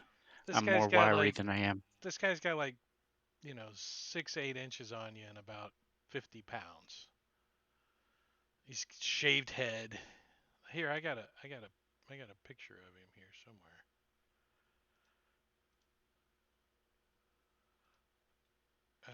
He says, since you're the biggest one of the bunch, it don't look like it would be much of a fight either. So after his He's gangplank ugly mention bastard. comment, I'm gonna step onto the gangplank and say, well, what they don't have in strength, they have other skills. Them magical types. 6 gold. So you're heading that way anyway. It's just a free ride. We don't take up much space. It's your last chance. 6 gold each. If you make it 10, you get a meal.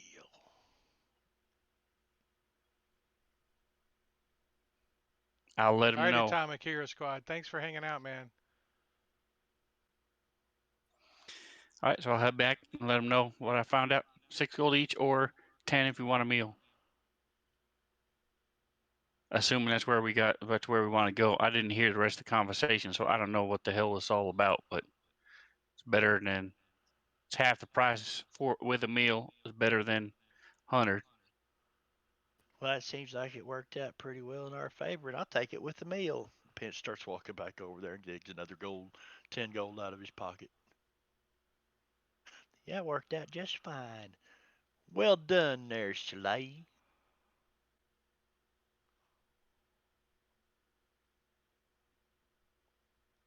If we go this way, it might delay us in getting to Summit Hall, or we might miss Tess. Tess. I'm not saying that we shouldn't go this way. I'm just pointing that out.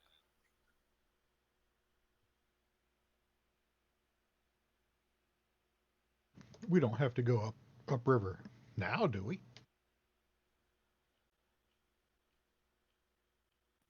Well, we're headed that way anyway. Doesn't matter. We can walk by the road, hang on to our money. Money's a precious commodity. Do we know how far up the river River Guard is? No, he just pointed that direction.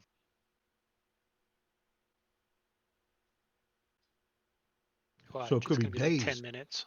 So Pinch walks over to one of these other dock workers. Says, "Hey, how far is River Guard from here, up the river?"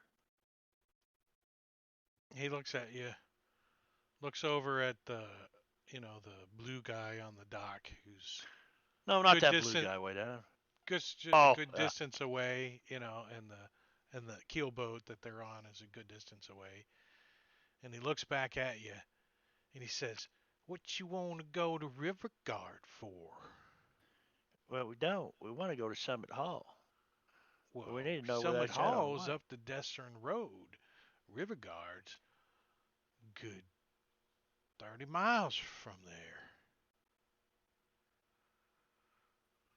Oh, well. Suppose if you were at Summit Hall and you wanted to get to River Guard, you would just head pretty much east to the east side of the river, follow it north maybe 5-10 miles. You mean it's 5 to 10 up in miles. the Somber Hills? Well, we was going to Yeah. go up there and look for work because we heard they was rebuilding it, but Yeah. we're not going if it's up in the Somber Hills. I That's heard that's it was back. haunted. Yep. Well, I don't want to go up there at all now. I Yeah, just go to Summit Hall. there's a bunch of old dwarven places in the hills that are supposedly haunted. Haunted right. keeps they are.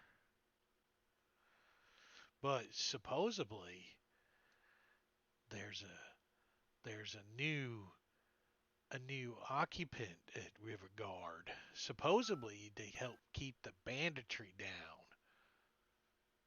Who's that?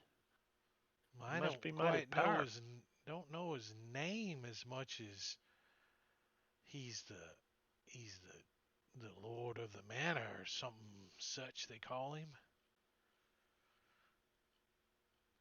Well, The lord of the castle he likes to call himself is what I heard.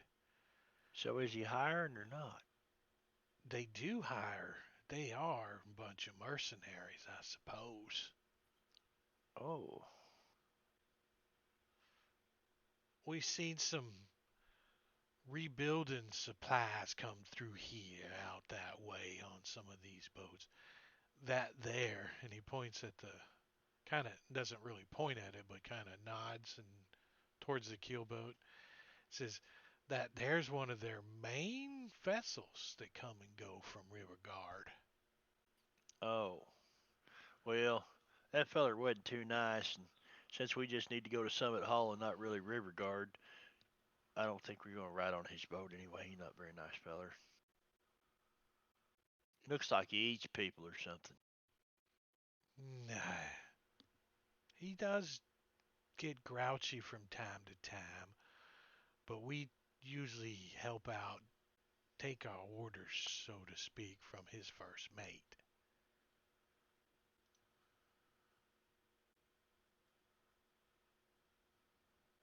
You take your orders from his first mate, which would Yeah, be you the. were talking to him earlier. He's your kind.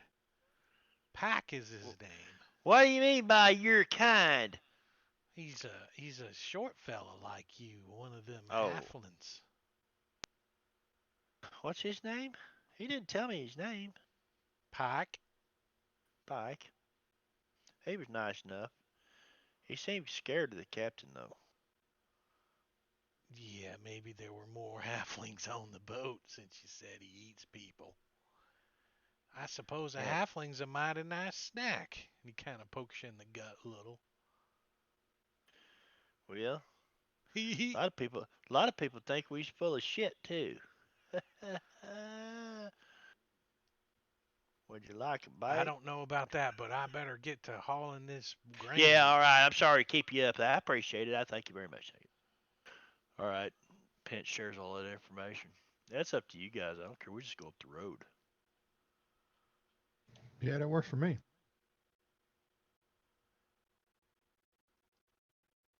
Go off Sounds the like road and then head east.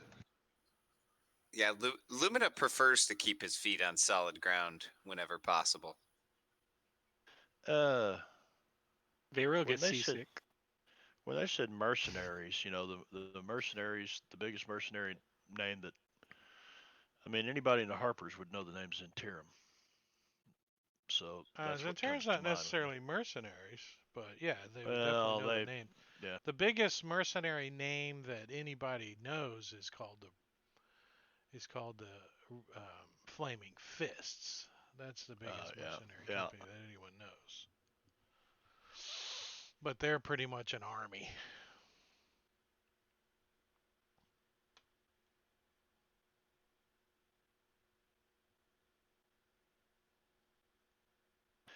Well, I guess we found what we needed about the books, where they came from at least. There may be more there, but So, there's some mercenaries that got it. so you guys hear a bell toll. Um, and everybody kind of looks up at the sky and then goes back to working.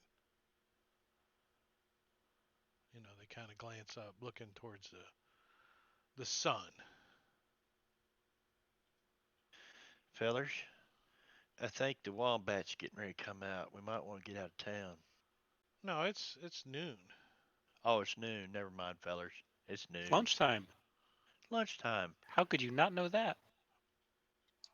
Yeah, I agree. Those damn pies didn't have nothing in them worth eating. Let's go find some real food somewheres. Plus, That they was the go right lunch through bell. you. Well, I just ate 5 or 6 mullet and a tater pie, so I'm Come probably out ready looking for. the same as they went in. Yeah, they So did look Pinch doesn't want anything to pre-digested. eat. I didn't say that.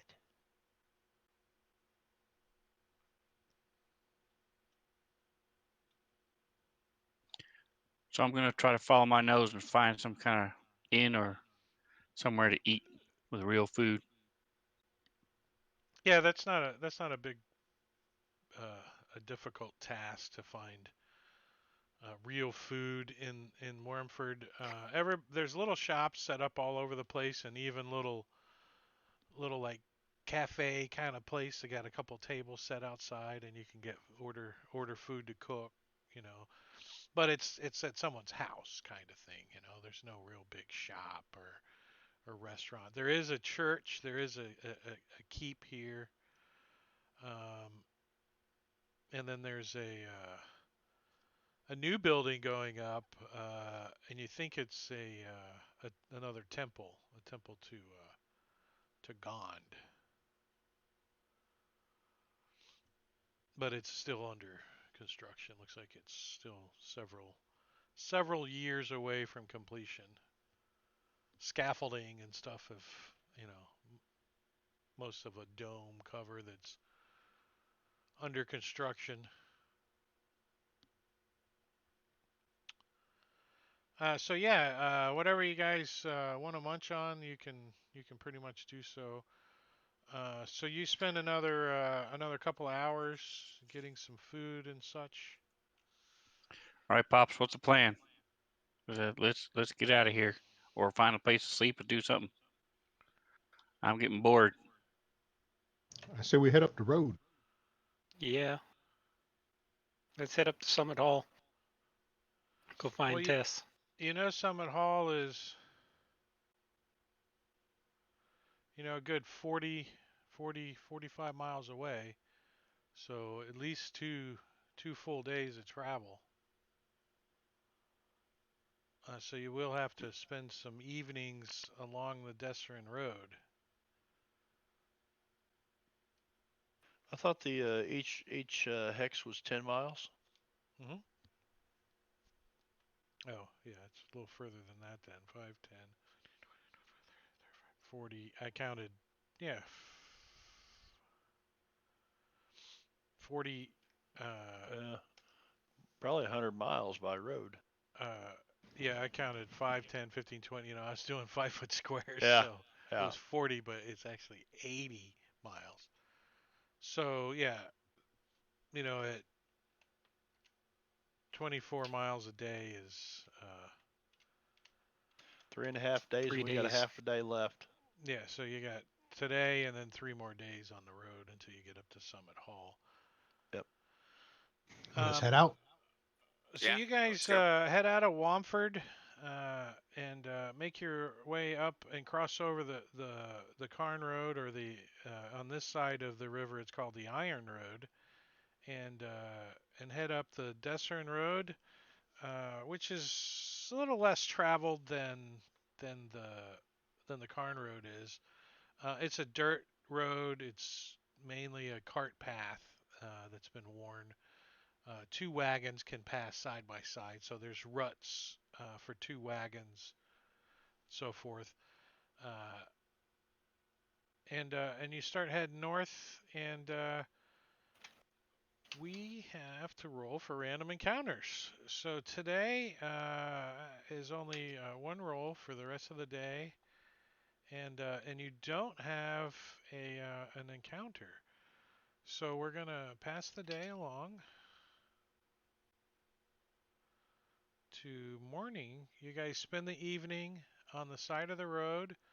Let me make sure that you guys have your long rest.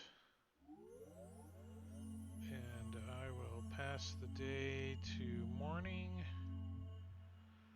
As you guys have traveled, just part way up,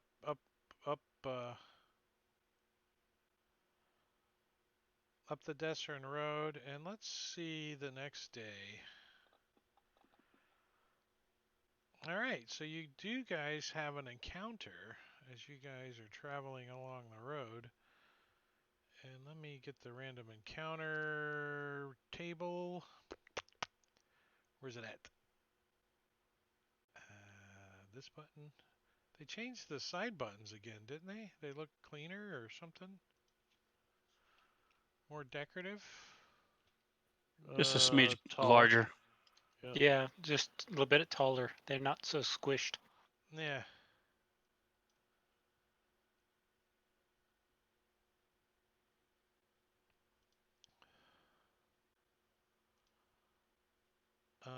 Where's it at? Here we go. So as you guys are traveling along,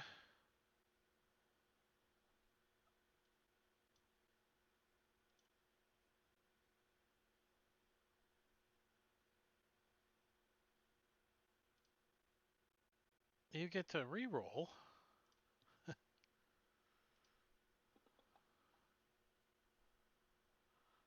You guys come across a group of pilgrims. Going to a rage. Knock Says, off the funny hat. oh, it even gives me the old, so it's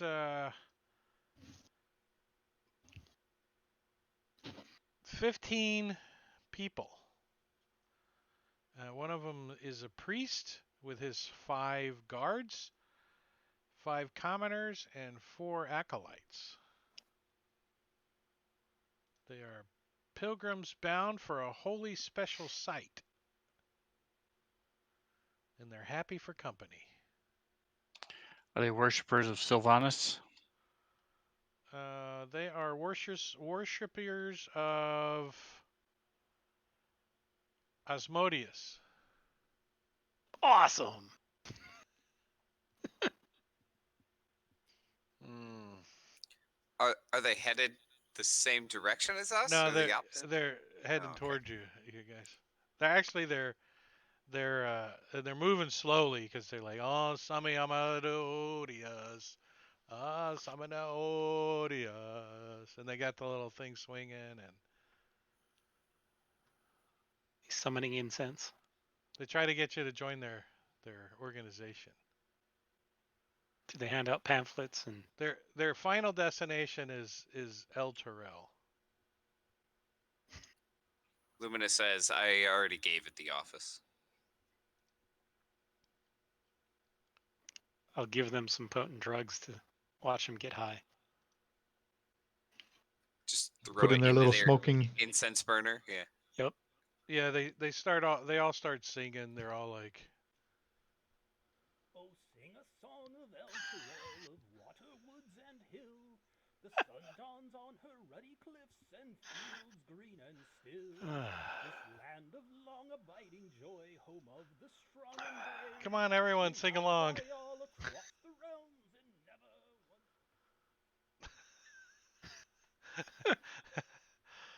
You didn't think when you did forever kept that immortalized. for. You didn't Yep, think forever immortal. when you did that for me, I would use it so often. Oh hell no! It's hilarious. and then you hear trapped in a little bag. You hear a little.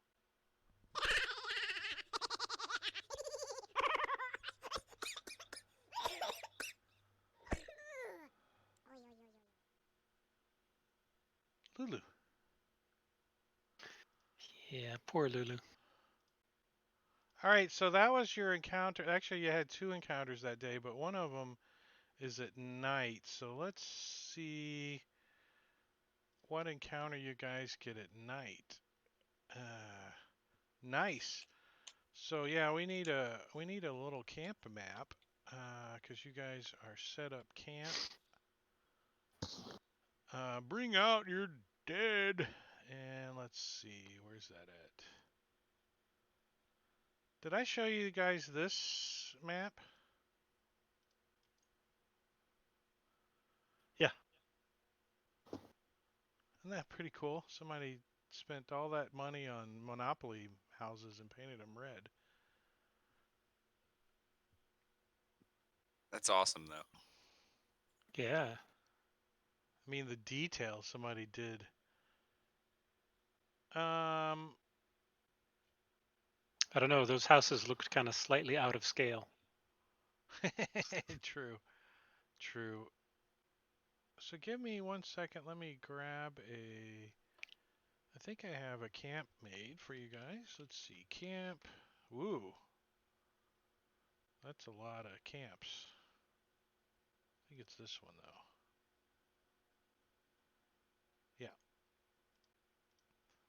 So the road is, we're going to say the road is over here on the west side of the map. So you guys just pull off the road a little ways, and you've set up camp. And it is evening.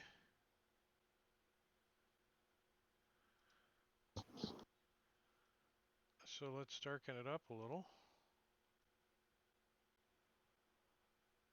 Like that. Isn't that cool? And I'll drag you guys on the map, and you guys can position yourselves where you like to sleep at night. And we'll take a look at the party sheet for watch order since we have it all set up. And I'm going to roll a random encounter to see what happens. So Pinch as you're dozing on watch,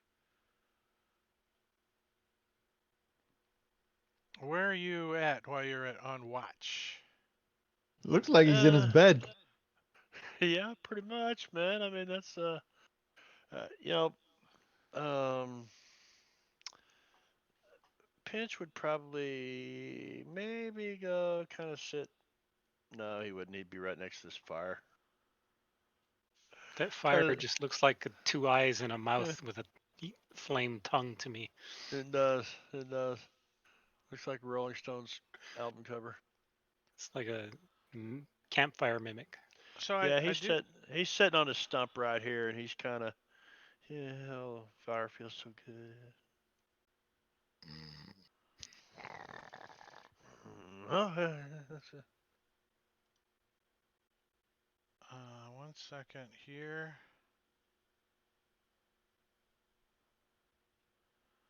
So Pinch, you're on watch, and you hear coming from like Soleil's like equipment. You hear There is a security breach. and everyone starts to wake up Security breach. What the hell's going to this on? call as a couple of creatures come out of the woods north of you guys. And we're going to have some initiative. So let me push that to you guys. Now, some of you are currently prone. And in your sleeping bags, if you're wearing anything heavier than medium armor, you do not have it on currently. If you have medium or lighter armor, it is optional if you take it off at night. However, there is no adverse effects unless it's heavy armor. You will be encumbered the next, or exhausted the next day if you try to sleep in it. So that's why I say you have it off. But I am going to push select all PCs that as we have initiative as a couple of whites come wandering into the camp. And Jangling, you have initiative. As you hear the Okay. as you hear that warning sign going off. Jangling's gonna jump up out of his sleeping bag and say, "What the hell was that?" It's still going There is off. a security breach. And then look around and see this white. Let's Wait. see. Let's take a look at these guys and see what their description is. So they're wearing armor. They have on like leather, studded leather, and they have weapons.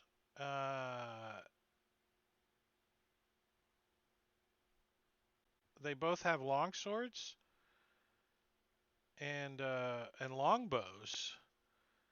As they come, out of the wood line a little bit, and let me get these guys in proper squares. Just at the edge of the wood line, and they have both of their bows are drawn, and they look at the party, and they look like this. Ugly.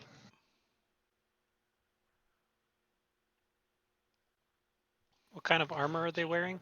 Studded leather.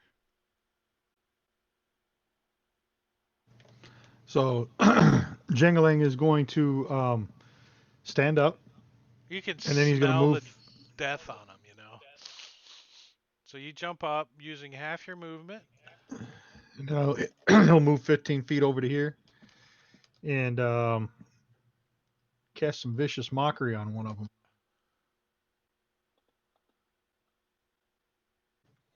And And he apparently, succeeded, so that's the end of Jengaling's turn. apparently he does not have a mom. Like the checkbox, he succeeded. That was cool. Lumina. All right, so we're all awake. Is that right? Yeah. Yes. Yes. You all been awakened by some annoying sound. Okay, just You're just welcome. making sure. So yeah, Lumina will hop out of his bedroll. His longbow is close at hand, and stand up and take a shot at. I don't like the way this guy is sauntering towards us, so I'm gonna take a shot at that guy. You think he might have hoses on underneath his studded leather. Pantyhose? Supportive hoses. Why did you have disadvantage? Oh, because I'm still prone. I forgot to take it off myself. Well, the first 15, well, it's either one. They actually hit, so go for it. So All right, laying cool. down on the ground, you're like, damn it, I forgot to stand up. Twang! You still hit. Shoot this guy in the I leg. got too excited. And part of it, your arrow seems to not do full damage.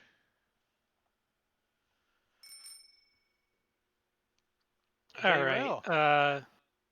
Vayril is going to get up and get out of his sleeping bag, grumbling the entire time. And what's the range on these things? Perfect, 60 feet. And so he is going to cast create bonfire underneath him and try to light him up.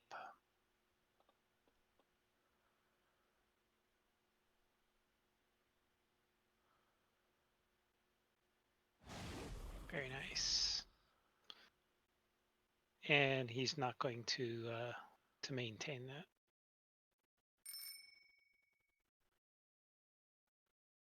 All right, well, supportive Saunter is going to return your arrow as he yanks it out of his leg, cocks it into his bow, and fires it back at Lumina. And he says, It's a bloody arrow. He says in common, he says, I don't need more arrows from the living. And he fires it at Lumina and slams him right in the chest with it. And doing... Wait, I rolled the long sword attack, but it's the same plus, so... doing his 9 points of damage, whap, right in the chest. And Saunter's a little closer and looks at Jangalang and says, I think you'll be the first one I kill tonight.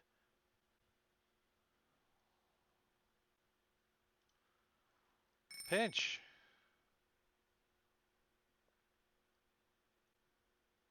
Well, you rotten son of a bitch, you stink.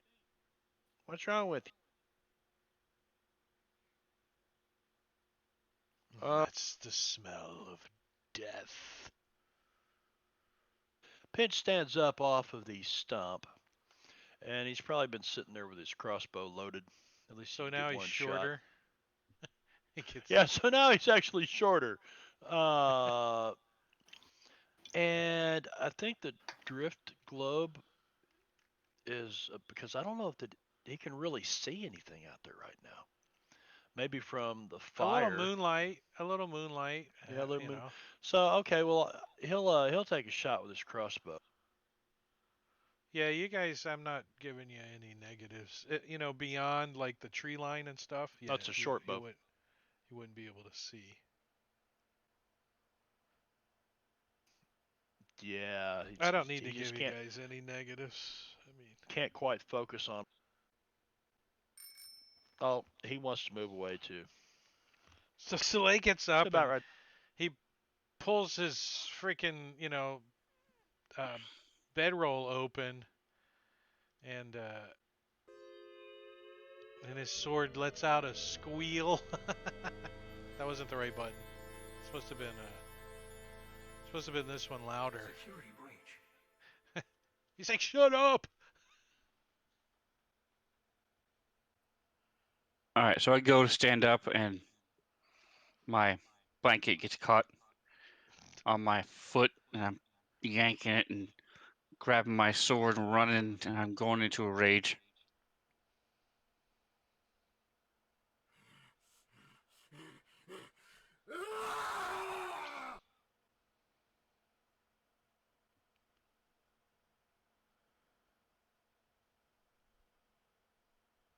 A pixie or a All right, flump? and so Your choice. so as I move forward,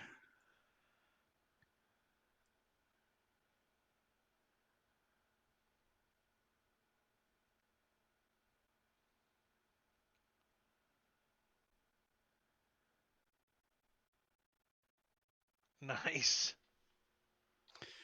so I run up with grabbing my sword, dragging my blanket behind me. It's still stuck on my foot. I'm getting more and more pissed Like, because, as cool as I should look, the blanket makes it look silly. So rising up from behind him is this little weird looking floating thing with these tentacles coming down, sort of like a jellyfish that got sat on. And it comes up behind him, and I take my attack.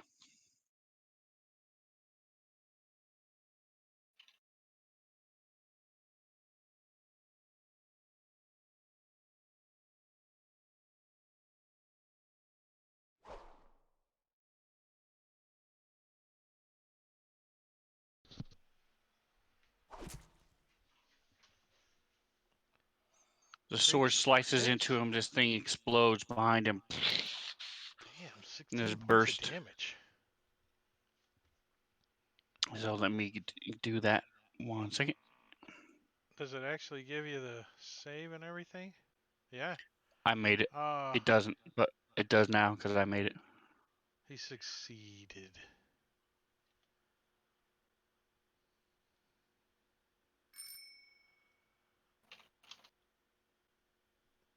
So this guy, he's like got a backpack and all this shit hanging out of it. He comes trudging up a little bit, and he's gonna take a shot at Lumina. He's like, "You can have one of my arrows too, mortal." As he takes a shot with his longbow at Lumina, and whoosh, you dodge out of the way as it goes My buzzing by your head. my swarm of ravens that's still kind of flying around me a little bit forms into the shape of a middle finger. Ah, and he says, "If the DM would read the NPC sheet, he knows that I get 2 longbow attacks." And he fires again at your middle finger. And you dodge out of the way again, going, nee, nee, nee, nee, nee, nee. As we start the top of the next round, and Lumina, it's your turn. Perfect timing. All right, great. So Lumina says, "It's not fair that the undead have these crazy privileges that they resist attacks. They've got white privilege." White Uh, white privilege. uh, and then I see that Soleil is trailing this blanket behind him, and so I want to use Mage Hand to and the swarm swoops over the blanket, pulls it up, and tries to drape it right over the supportive Saunter guy who's next to Soleil. like putting it in front of him like a bull, or trying to drape it. Well, it's a little heavy. What's Mage Hand do? 5 or 10 pounds? Is it 10? I thought it And was how 10. much 10 does a pounds. bedroll weigh? 10 pounds. Yeah, it's Less So than I- a 10-pound bowling ball, I think. Yeah, I don't think a bedroll weighs 10 pounds. So yeah, I mean, it's caught on him a little, but you can. I will give you the allow you to do that help action with that Mage Hand since you're using it as an action. All right, sounds good. Very cumbersome. Drops his bow on the ground and pulls out his longsword and says, "A mere blanket is no shield for my blade." And did you? Yeah, you advantage check and advantage attack to slay. Oh, maybe I should have put it on the white. You're trying to give He's him disadvantage, right? he's far away. Oh, that guy. Sorry, that's the Yeah, wrong guy. cumbersome's up north. Oh, that's the one. He's like, well, here's another longbow attack for you as he shoots at Lumina again. Oh, and he connects this time.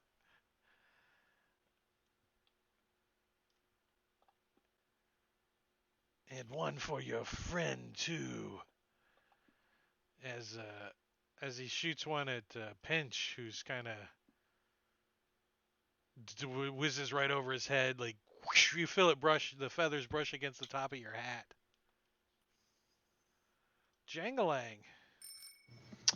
All right, Jangalang's gonna Jangalang, move up McDangalang, here dong dong, ding dong. and where is it at? Give Soleil a little heroism. Ooh, some temporary hit points every round.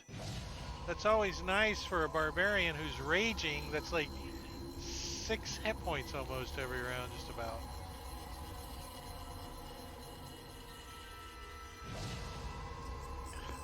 Did that go up when you hit level 4? Did you improve that stat? You know what? I didn't. Let me see. What is it supposed to go to? Oh, it's probably 1 per level, isn't it? No, isn't it based on your Ability. spell modifier?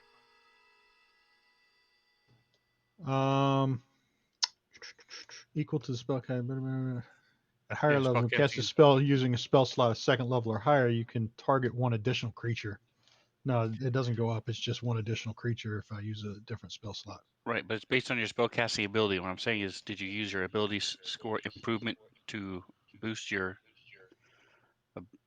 spellcasting ability? Did you No, I Fourth took increase level. your feet. charisma or whatever? Okay. No, I took a feat. So yeah, he's got heroism, and then Jangalang is going to back up.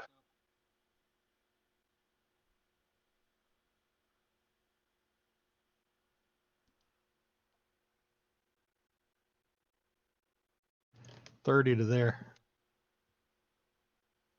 I'll lock tokens too, since they weren't locked. And anything else? And that's it. All right, Vayril. All right. Vayreal doesn't like Mr. Big Cumbersome from all the way over there. So he is going to cast. Actually, let's just take out Supportive Saunter. So he's going to cast Guiding Bolt on Supportive Saunter. Oh, snap. Right And- over Jangalang's head. Yep. And I'm going to use my inspiration just because. Because it's 10:30 and you 'Cause can't take them with you? 10:30. Yeah. Oh, the inspiration didn't even help need you, it. but 10 points of for sure damage to him. For sure So yeah, damage. he's looking wounded with that blood splatter going on from your new extension. Look at that. Look at that Eh, blood splatter. yeah.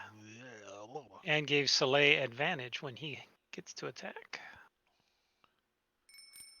All right. Well, this guy is the one drawing out his long sword on Soleil, and taking a swipe through the bedroll, trying to get to Soleil. Why did it? not.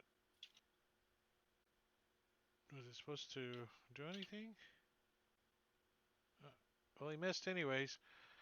But he does have 2 attacks, as he's going to take another swipe with his long sword. Not long bow, long sword. On Soleil. And I dropped the pin on him, not the freaking... Oh, and he hits! I'm going to move you a second as I take my pin off the... for the longsword. There's no longsword on the ground. He's wielding that one-handed currently. As he does 7 points of damage, which is resisted. Why didn't it lower some of your temporary hit points? Did they not get applied? The beginning It's of on my his- turn. Oh, they only start. That's right. We had that discussion last time. Pinch.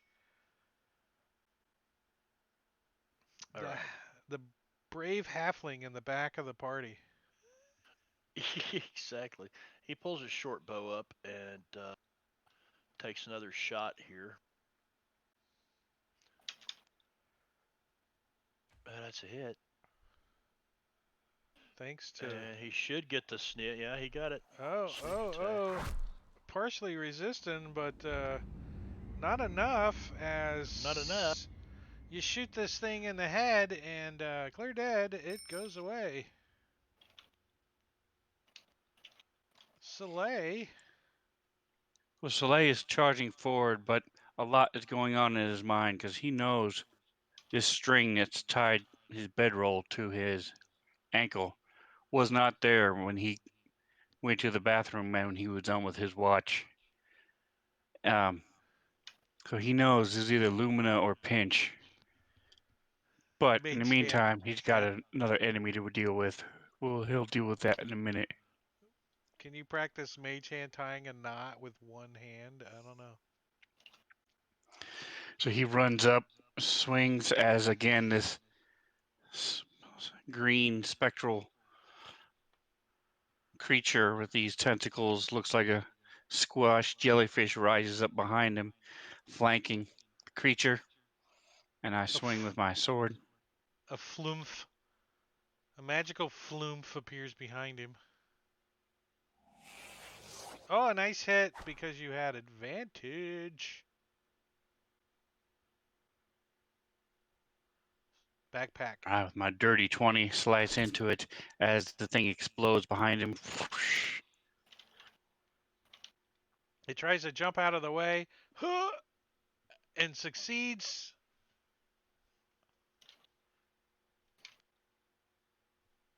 As we start round well, I think it should be round 3, but gonna have to turn that extension off, unfortunately. Unless we have an extension creator that So what turns off the little check mark, Matty? the start of the Check new mark round, for. Sorry. which Oh. Wait. Sorry. I was typing something. For What? the success. For the check mark. Oh, as The, soon as the you red pass the X went turn, it away. should turn it off. yeah. Oh, because I went again first. Okay. Or you That's can why. in the chat you can type in /si clear. All right. There's It's a still chat there because I command went to- first the next round. That's why. Anyway, so I'm going to do this again. So as I swing my sword, as this thing is probably pulling out its long sword, another spectral creature Oh, it was floats up almost a behind him. crit. It was like right there. It's like 2. Damn it. I forgot I was going to use my inspiration. That's all right. It's early in the morning. Again, he succeeds. It's all right. Your flumps aren't exploding very well. I'm exploding everywhere. There's tentacles everywhere. Pinch. Can Pinch see out there? Yeah, there's enough moonlight that it's not hampering. All right, your he'll move. vision. Plus these exploding flumps The light up. exploding flumps. All right, short bow. That's a hit. Yes. With your sneak attack, Where's sneak doing attack? 13 points of damage, which he resists half of, so only 6. We'll take it. As Lumina's got a couple of arrows sticking in him. Yeah, I pull out the arrow that I originally shot at the first guy and fit it to my bowstring and shoot it right back at Very Cumbersome. We're just gonna see how many times we can shoot this one arrow at each other. But I'm gonna throw my hunter's mark on him first, so I can do a little extra damage. All right, bonus action. Burn that You're spell just more slot. likely to get an infection from what's on the arrow. Right? Right. And then I will also use my inspiration to give myself advantage.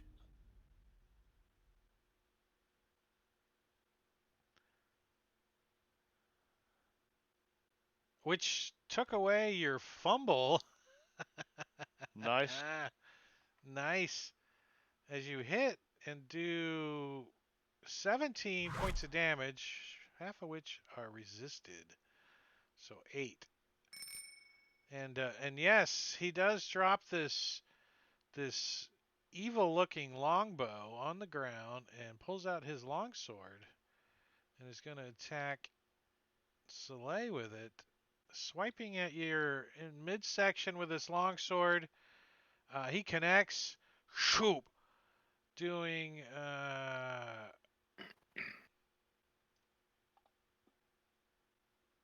7 points of damage, which is absorbed and resisted totally as he's like, ugh, and he grabs a hold of this longsword with both hands this time and takes another swipe at you as you dodge out of the way, and he kind of steps to get some cover from you, from your bow firing friends. Very real. All right, cover's not going to help him when I move over there. And I'm going to use Soleil's point of Give me an inspiration to give myself. acrobatics check. Oh. I want to see how well you hop over the campfire. Oh, I can go around it. Well, it wouldn't be fun if you. But I can make one anyway. I'm just going to screw it up, I know. I know. And yeah. So you just glad you went around. Yes. Yeah, so I'm going to use Soleil's point of inspiration to give myself advantage on this attack. It was a 5 to jump over. There you go. So. All right, I'm going to guiding bolt him. Burn that last spell slot. It's a hit. 14's a hit. Boom. Nice. That was your personal best hit. Nice. 18 points of damage to him as he does not resist freaking radiant damage. Surprised he's not vulnerable. Jangalang McDangalang. Can you get the Jangalang's gonna move over to here. Veyro likes to leave him with 1 hit point. He just really does. He just loves to And I use my inspiration to get advantage on this. I'm just helping build Soleil's, confidence and leaving him something to kill. Uh-oh. Oh, It's yeah. either a crit or a fumble. What was it? Yay! It was a crit. Nice. As you shoot this guy in the eyeball, and he Well, goes over when you apply any amount of damage. As he sees So this spectral, skeletal hand grabs a hold of his forehead like in the Von Erich claw and just squeezes his head until it pops. Nice. Nice. As you guys defeated your evening random encounter, and I am going to say that these guys had no money, but they did collect a couple of potions of healing. So there are 3 potions of healing total. So I won't even add those to the party sheet because I know you guys have them on your sheet. So whoever's getting the potions Just speak up and change it. I'll to your take on your one sheet. because it's always good for the rogue to have a. Rogues are good medics. They didn't have the I'm white gonna cast a stuff couple of good berries just so I have like 20 of them. for the evening. Yeah. They last 24 hours, so See, there was 3, right? Yeah, there's 3 potions of healing. I figured So that would what? be the Soleil most and useful Lumina, for the other 2. evenings. Yeah, I do not have one, so yes, I'll take one. Yeah, Yeah, I because I don't can have always one either. cast. I've got healing word, so I don't need one really. All right, so the evening is uneventful for the rest of the evening. So I am going to give you guys your long rest. And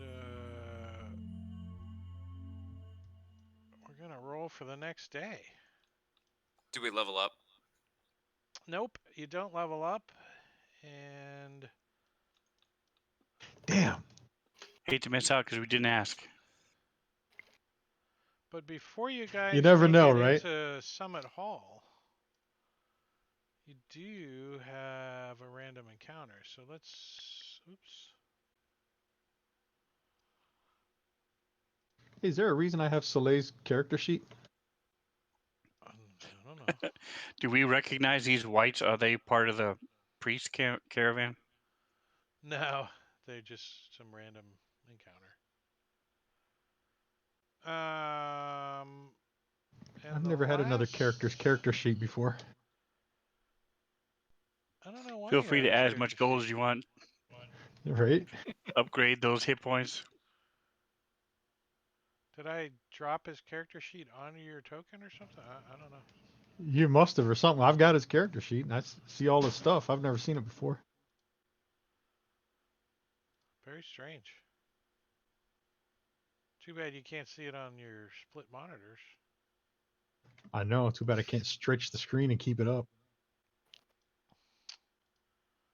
So what is this? So you discover a homestead. Roll a d6. Is that chicken and dumplings I smell? So it's human Aluskans. Go into a rage. And they provide you with food and shelter for the evening. Nice. So it is food you smell. So you guys need Just to curious, how much food? You guys Don't need be to stealing their only money. subtract 2 days worth of rations from your characters as you nah, make it. because they'll all eat good berries as we go along. No, because of pinch in the party. You need Oh. to subtract 2 rations from Well, each. doesn't Lumina get to forge for us? But there's pinch. What? Oh, Pinch eats double. That's If right. pinch is in the he's party, eating- you always burn rations.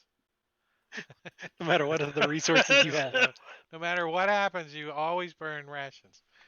So Uh, Summit Pinch. Hall is where you guys make it to. And So as we Summit Hall. Go ahead.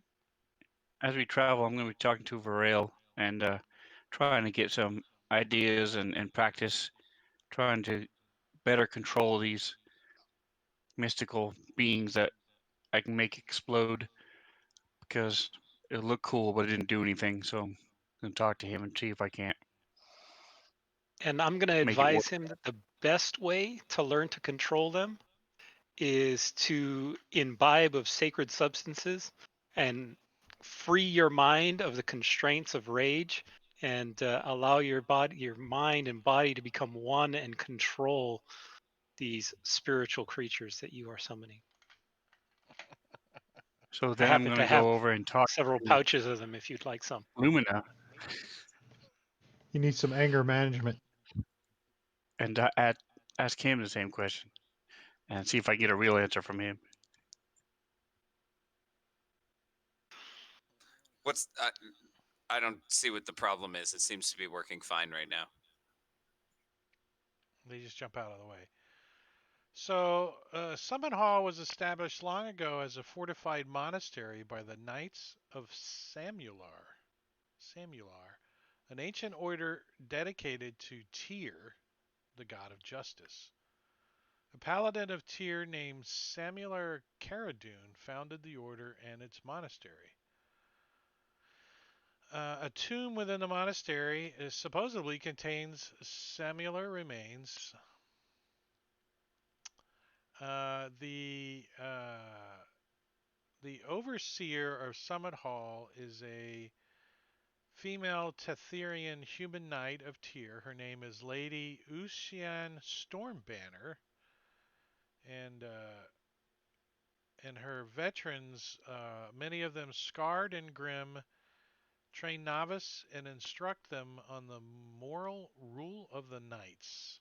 An extensive series of, in this situation, a knight shall do this guidelines. Life here is very regimented. The occupants at Summit Hall grow their own food and keep perpetual watch over nearby lands. They're always ready for battle and fully armed and armored if encountered outside their walls. So that is where we're gonna kind of have you guys end up tonight. What questions do you guys have as you guys approach this monastery or a keep that it is? Any sign of visitors or a caravan that has arrived? Are there Well, horses, carriages, things? As you look up, you see like a small stronghold. It stands on top of a hilltop on the southern region of the Summer Hill. It consists of a stone hall surrounded by a 15-foot wall with a sturdy wooden gate. Stables, a tower, barracks, and storage buildings are enclosed within the protective wall. A banner flying an emblem of a crossed torch and sword flutters overhead.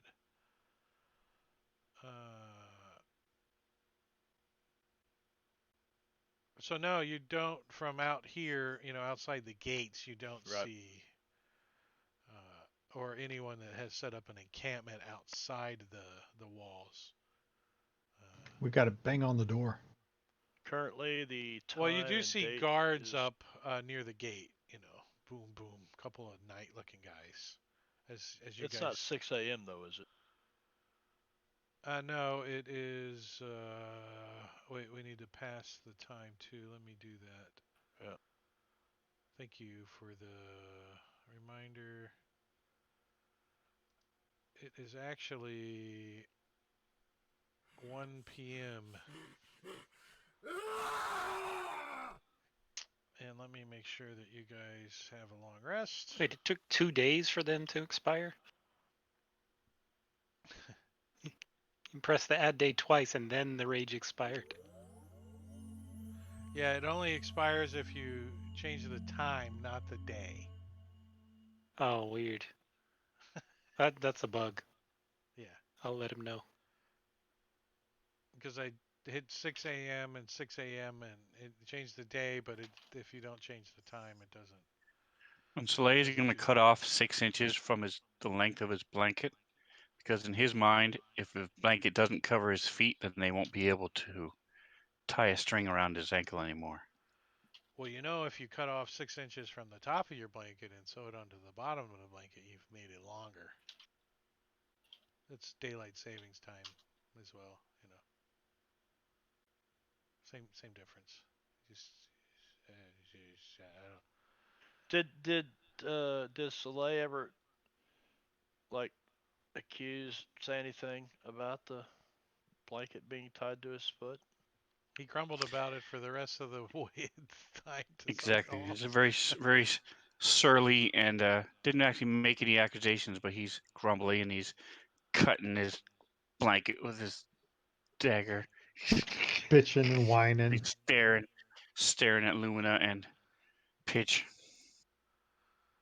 So we're gonna. I didn't do nothing. Wish I did though, 'cause that's some funny shit.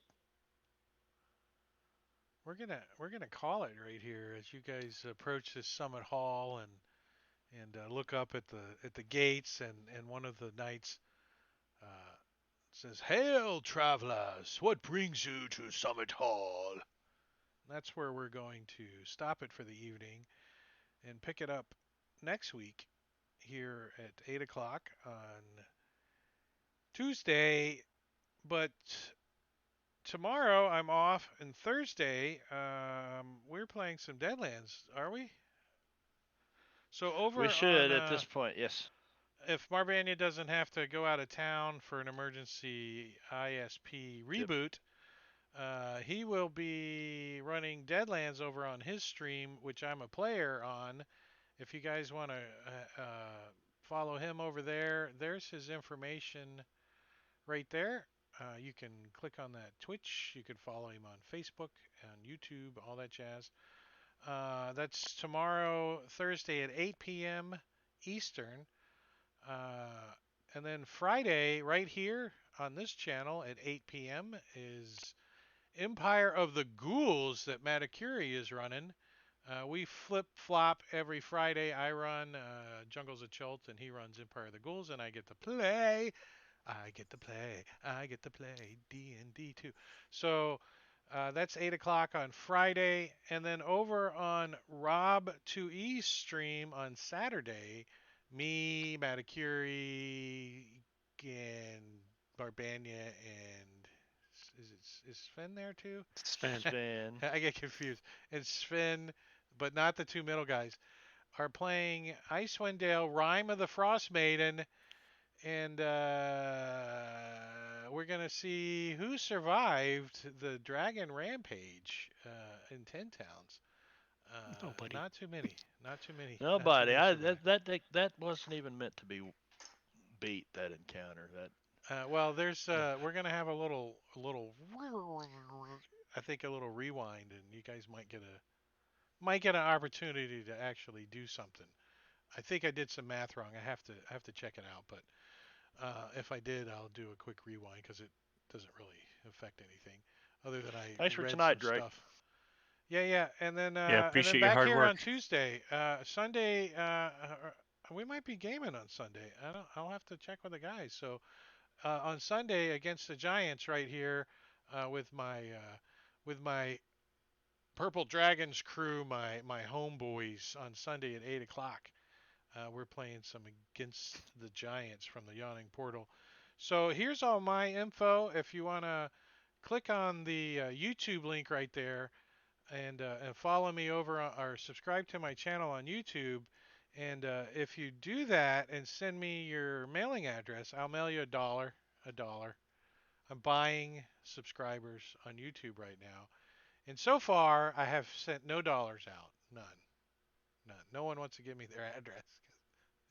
You know, it's not worth the PO box for the dollar. So, but yeah, and let's see. Is there anybody we need to go raid? Let's see who it is. Rob2E. Let's go raid Rob real quick. So He's logged off. did he already? Yeah, he's Yep. logged off. He just went offline. Quick. Damn it. Yeah, let's Yeah, play some Quicksilver's on. Pathfinder. So DM Quicksilver is playing a little Pathfinder. We're gonna go raid him real quick.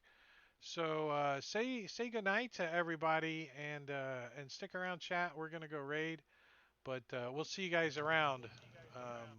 But see you guys. Good night, everybody.